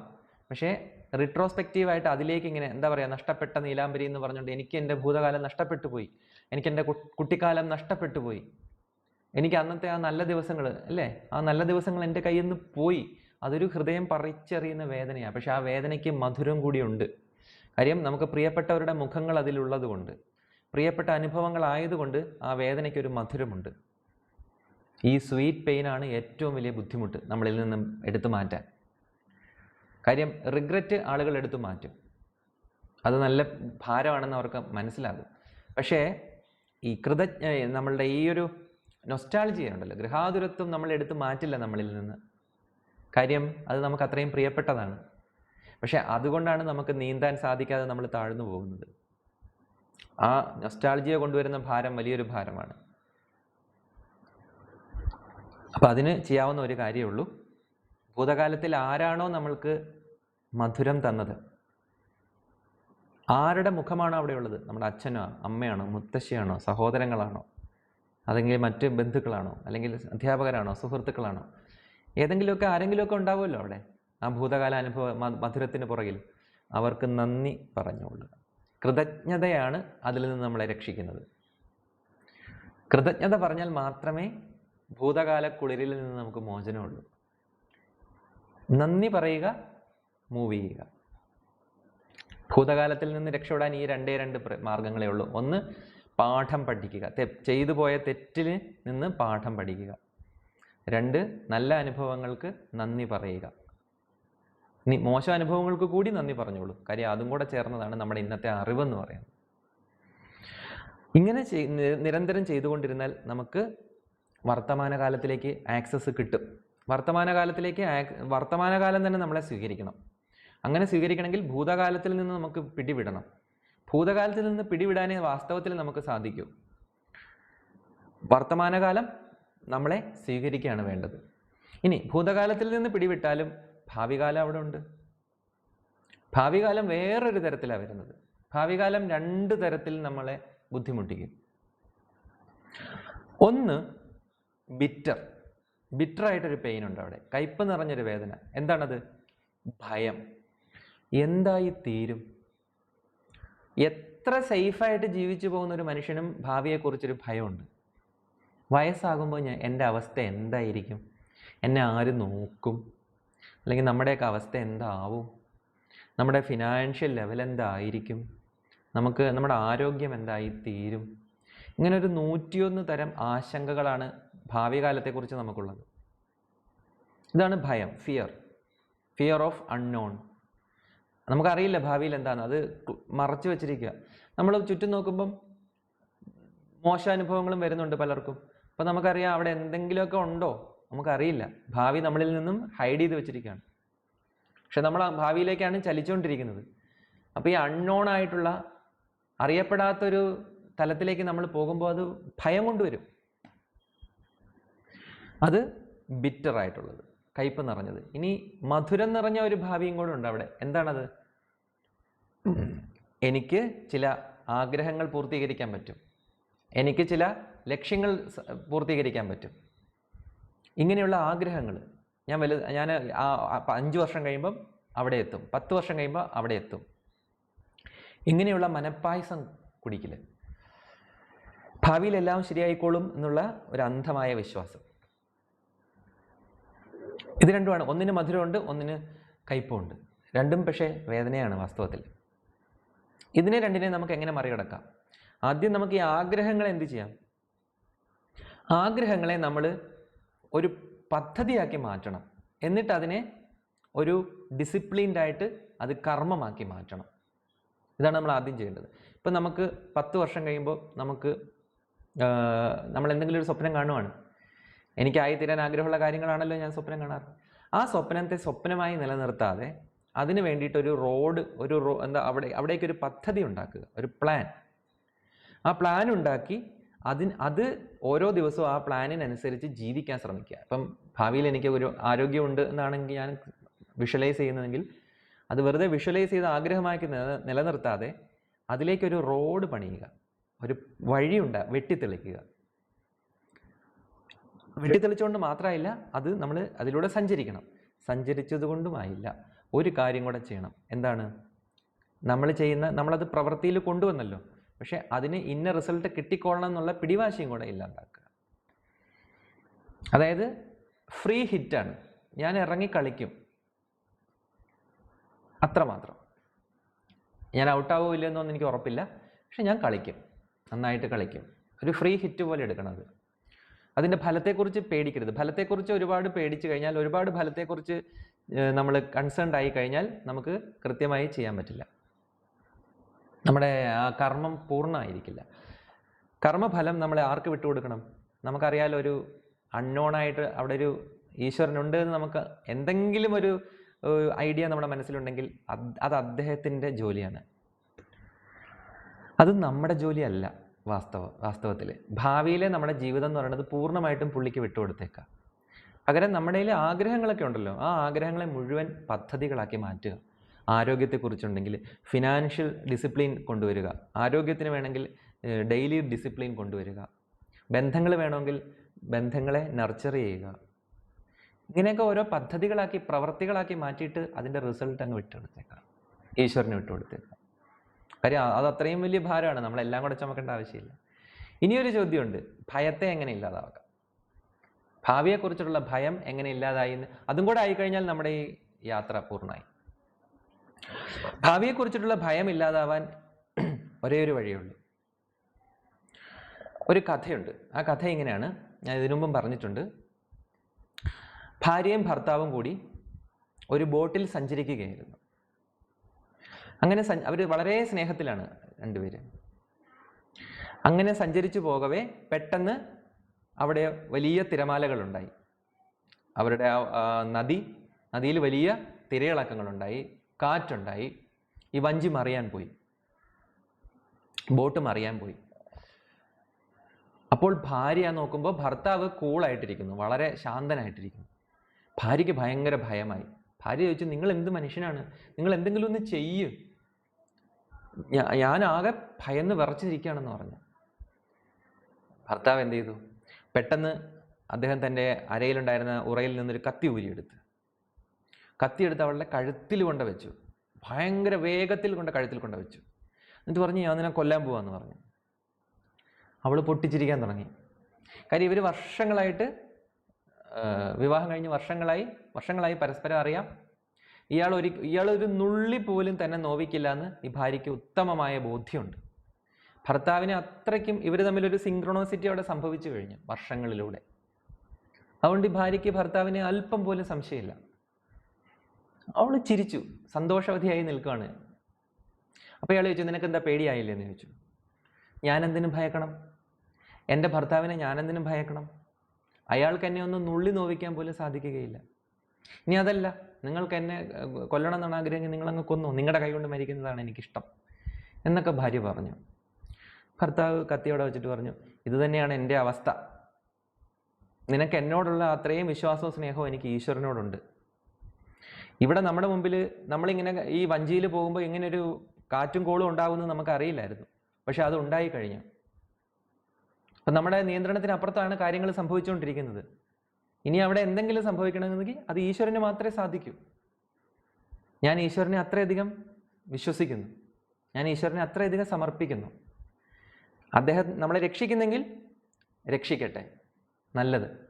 ഇനി അതല്ല, നമ്മളിവിടെ മുങ്ങി മരിക്കുന്നെങ്കിൽ മുങ്ങി മരിക്കട്ടെ, അതായ അദ്ദേഹത്തിൻ്റെ തീരുമാനമാണല്ലോ, ഈശ്വരൻ്റെ തീരുമാനമാണല്ലോ, അതും നല്ലത്. ഇങ്ങനെയായിരുന്നു ആ ഭർത്താവിൻ്റെ മറുപടി. ആ മറുപടി കേട്ടതോടുകൂടി ഭാര്യയും ശാന്തനായി. ഇത് അതിശോക്തിയല്ല കേട്ടോ, അതിശോക്തിയല്ല. അതായത് നമുക്ക് ഇങ്ങനെ ഒരു അനുഭവം ഉണ്ട്, ഇങ്ങനെ ഒരു അനുഭവതലം ഉണ്ട്. കുട്ടിക്കാലത്ത് എന്നെ ഒരു മുതിർന്ന സുഹൃത്ത് ഞാൻ അതുവരെ ബൈക്ക് കയറിയിട്ടില്ല, അപ്പം എന്നെ ആദ്യമായിട്ട് ബൈക്കിൽ കയറ്റി കൊണ്ടുപോവുകയാണ് ഒരു മുതിർന്ന സുഹൃത്ത്. ആ ബൈക്ക് അപ്പോൾ പുള്ളിക്കറിയാൻ ഞാൻ ആദ്യമായിട്ടാണ് ബൈക്കിൽ കയറുന്നതെന്ന്. അപ്പോൾ എന്നെ ഒന്ന് പേടിപ്പിക്കണമെന്ന് ഇയാൾക്ക് ആഗ്രഹം. ഇയാൾ എന്ത് ചെയ്തു? ബൈക്ക് വെട്ടിക്കാൻ തുടങ്ങി. അങ്ങോട്ടും ഇങ്ങോട്ടും ഒക്കെ ഭയങ്കര സ്പീഡിൽ പോയിട്ട് വണ്ടി ഇങ്ങനെ വെട്ടിച്ച് വണ്ടി ഇങ്ങനെ വീഴാൻ പോണ പോലെയൊക്കെ കാണിച്ചു. പക്ഷെ ഞാൻ കൂളായിട്ടിരിക്കുകയാണ്, ഞാൻ സൂപ്പർ കൂളായിട്ടിരിക്കുക. അത് എനിക്ക് ഒത്തിരി ധൈര്യം ഉള്ളതുകൊണ്ടല്ല, എനിക്കിപ്പോൾ ഓർക്കുമ്പോൾ പോലും പേടിയുണ്ട്. പക്ഷെ അന്ന് ഞാൻ എന്തുകൊണ്ടാണ് കൂളായിട്ടിരുന്നത്? ആ പുള്ളി ചോദിച്ചു, നിനക്കെന്താ പേടിയില്ലെന്ന് ചോദിച്ചു. ഞാൻ പറഞ്ഞു, എനിക്ക് നിങ്ങളെ വിശ്വാസമാണ്, നിങ്ങളുടെ കഴിവിൽ എനിക്ക് പൂർണ്ണ വിശ്വാസമാണ്. നിങ്ങൾ എന്തൊക്കെ ചെയ്താലും ഈ വണ്ടി മറിയില്ല എന്ന് എനിക്ക് ഉത്തമ ബോധ്യമുണ്ട്. അതുകൊണ്ടാണ് ഞാൻ ധൈര്യമായിട്ടിരിക്കണമെന്ന് ഞാൻ പറയുകയും ചെയ്തു. ഇതൊരു സാധാരണ സംഭവം. പക്ഷെ ഇതാണ് ട്രസ്റ്റ് വന്നു കഴിഞ്ഞാൽ നമുക്ക് എന്തില്ല, ഫിയർ ഇല്ല. പിന്നെ ഇപ്പോൾ ഓർക്കുമ്പോൾ പേടിയുണ്ടെന്ന് ഞാൻ പറയാൻ കാരണം എന്താണെന്നറിയാമോ? അയാൾ പിന്നെ ബൈക്കിൽ നിന്ന് വീണ് അയാൾക്ക് പരിക്ക് പറ്റി. പിന്നീട് അയാൾക്ക് ബൈക്കിൽ നിന്ന് ഗുരുതരമായ പരിക്ക് പറ്റിയെന്ന് ഞാൻ അറിഞ്ഞു. ഒന്ന് ആലോചിച്ച് നോക്കൂ, അങ്ങനെ ഒരാളുടെ ബൈക്കിൻ്റെ പുറകിലാണ് ഞാൻ ഇരുന്നത്. പക്ഷേ നമ്മുടെ ട്രസ്റ്റാണ് നമ്മളുടെ ധൈര്യം. അതാണ് ഇതിൽ നിന്ന് നമ്മൾ മനസ്സിലാക്കേണ്ടത്. അത്ര നല്ലൊരു റൈഡർ അല്ലെങ്കിൽ പോലും നമ്മൾ ട്രസ്റ്റ് ചെയ്താൽ നമുക്ക് ഫിയർ ഇല്ലാണ്ടിരിക്കാം. ഇപ്പോൾ പുറകെ ഇരുന്ന് പേടിച്ചാലും പേടിച്ചില്ലെങ്കിലും വീഴാനാണെങ്കിൽ ഞാൻ വീഴും, വീഴാതിരിക്കാനാണെങ്കിലും അങ്ങനെ സംഭവിക്കും. ഞാൻ പേടിക്കാതിരിക്കുകയല്ലേ കൂടുതൽ നല്ലത്, സ്വസ്ഥമായിട്ടിരിക്കുകയല്ലേ നല്ലത്. അപ്പം ആ ഒരു സുഹൃത്തിനെ പോലെ അല്ല ഈശ്വരൻ. ഈശ്വരൻ എന്ന് പറയുന്നത് ഓംനി പൊട്ടൻ്റാണ്, സർവശക്തനാണ്. അപ്പം അദ്ദേഹത്തിന് നമ്മളെ ഇല്ലാതാക്കണമെങ്കിൽ അത് വളരെ നിസ്സാരമാണ്. നമുക്കൊരു പരിക്ക് തരുന്നെങ്കിൽ അത് നിസ്സാരമാണ്. നമ്മളെ മുറിപ്പെടുത്തണമെങ്കിൽ അത് നിസ്സാരമാണ്. നമ്മളെ രക്ഷിക്കണമെങ്കിൽ അത് നിസ്സാരമാണ്. എല്ലാം അങ്ങോട്ട് വിട്ടുകൊടുത്തേക്കാം. സമർപ്പിക്കുക എന്ന് പറയും. സ്നേഹം വേണം അവിടെ, എങ്കിലേ സമർപ്പണം വരുള്ളൂ. സ്നേഹം ഉണ്ടായപ്പോഴാണ് വിശ്വാസം ഉണ്ടാകുന്നത്. വിശ്വാസമാണ് സമർപ്പണമായി മാറുന്നത്. സ്നേഹവും വിശ്വാസവും സമർപ്പണവും സംഭവിക്കുമ്പോഴാണ് നമ്മൾ ഭയത്തിൽ നിന്ന് മുക്തി തേടുന്നത്. നമ്മൾ ഭയത്തിൽ നിന്ന് മുക്തരാകും. അപ്പം ഇത്രയും ചെയ്തു കഴിഞ്ഞാൽ ഭൂതകാലവും പിന്നെ നമ്മളെ പിടിക്കില്ല, ഭാവി കാലവും നമ്മളെ പിടിക്കില്ല. പിന്നെ അവിടെ എന്താണ് അവശേഷിച്ചിരിക്കുന്നത്? നിതാന്തമായ വർത്തമാനകാലം. ഈ വർത്തമാനകാല അനുഭവം എന്താണ്? അവിടെ ശിവനുണ്ട്. വർത്തമാനകാലത്തെ അനുഭവിക്കാനാണ് എല്ലാം ശ്രമിച്ചുകൊണ്ടിരിക്കുന്നത്. വർത്തമാനകാലം എന്ന് പറയുന്നത് ഒരു കാലമല്ല, കാലമില്ലായ്മയാണ്. കാലത്തെ കഴുത്തിൽ ചുറ്റിയിട്ടാണ് വർത്തമാനകാലം നിൽക്കുന്നത്. കാലത്തെ കഴുത്തിൽ ചുറ്റുന്നത് ആരാണ്? സർപ്പമാണ് കാലത്തിൻ്റെ ഇമേജ്. കാലത്തിൻ്റെ പ്രതീകം എന്ന് പറയുന്നത് സർപ്പമാണ്. ഈ സർപ്പത്തിനൊരു തലയുമുണ്ട്, ഒരു വാലുമുണ്ട്, നീളത്തിലാണത്. അതിന് കോയിൽ ചെയ്യാൻ പറ്റും. അപ്പൊ ഈ സർപ്പത്തെ എടുത്ത് കഴുത്തിൽ ചുറ്റിയിരിക്കുന്ന ആരാണ്? കാലത്തിനതീതനായി നിൽക്കുന്ന ഒരാളാണ്. അല്ലെങ്കിൽ കാലത്തിനതീതമായൊരു പ്രതിഭാസമാണ് കാലത്തെ കഴുത്തിൽ ചുറ്റിയിരിക്കുന്നത്. അപ്പൊ കാലത്തിനതീതമായ പ്രതിഭാസത്തിന് പറയുന്ന പേരാണ് കാലമില്ലായ്മ. അല്ലെങ്കിൽ ആ കാലമില്ലായ്മയ്ക്ക് നമ്മൾ പറയുന്ന പേരാണ് വർത്തമാനകാല അനുഭവം. വർത്തമാനകാല അനുഭവത്തിൽ ഞാനില്ല, എൻ്റെ ഈഗോ ഇല്ല. നമ്മളെ ഗൗരവമായി എടുക്കാത്ത നിമിഷങ്ങളായിരുന്നു നമ്മളുടെ ഏറ്റവും നല്ല നിമിഷങ്ങൾ. നമ്മൾ ജീവിതത്തിൽ അനുഭവിച്ച ഏറ്റവും മനോഹരമായ നിമിഷങ്ങൾ ഏതൊക്കെയാണ്? നമ്മളെ തന്നെ ഗൗരവത്തിലല്ലാതെ വളരെ ലാഘവത്വത്തിൽ എടുത്ത സമയം, ഈഗോ ഇല്ലാതിരുന്ന സമയം. നമുക്ക് ഈ കുട്ടിക്കാലം ഇത്രയും വലിയ നൊസ്റ്റാൾജി ആവാനുള്ള കാരണം അന്ന് ഈഗോ കുറവാണെന്നുള്ളതുകൊണ്ടാണ്. അഹങ്കാരമില്ലാതെ അമ്മയുടെ കൈകളിൽ അമ്മയെ വിശ്വസിച്ച് സമർപ്പിച്ചിരിക്കുന്നത് കൊണ്ടാണ് കുട്ടിക്കാലം മനോഹരമാകുന്നത്. ഇപ്പോൾ നമുക്ക് സ്ട്രഗിൾ ഉണ്ടാകുന്നത് നമ്മുടെ ഈഗോ വളരുന്നത് കൊണ്ടാണ്. അപ്പോൾ നമ്മൾ ബോധപൂർവം ആ ഈഗോയിൽ നിന്ന് മുക്തരാവുകയാണ്. അതിന് ഇത്തരത്തിലുള്ള കുറേ എൻജിനീയറിംഗ് വർക്കുകളുണ്ട്. ഇന്നർ എൻജിനീയറിംഗ് ആണത്.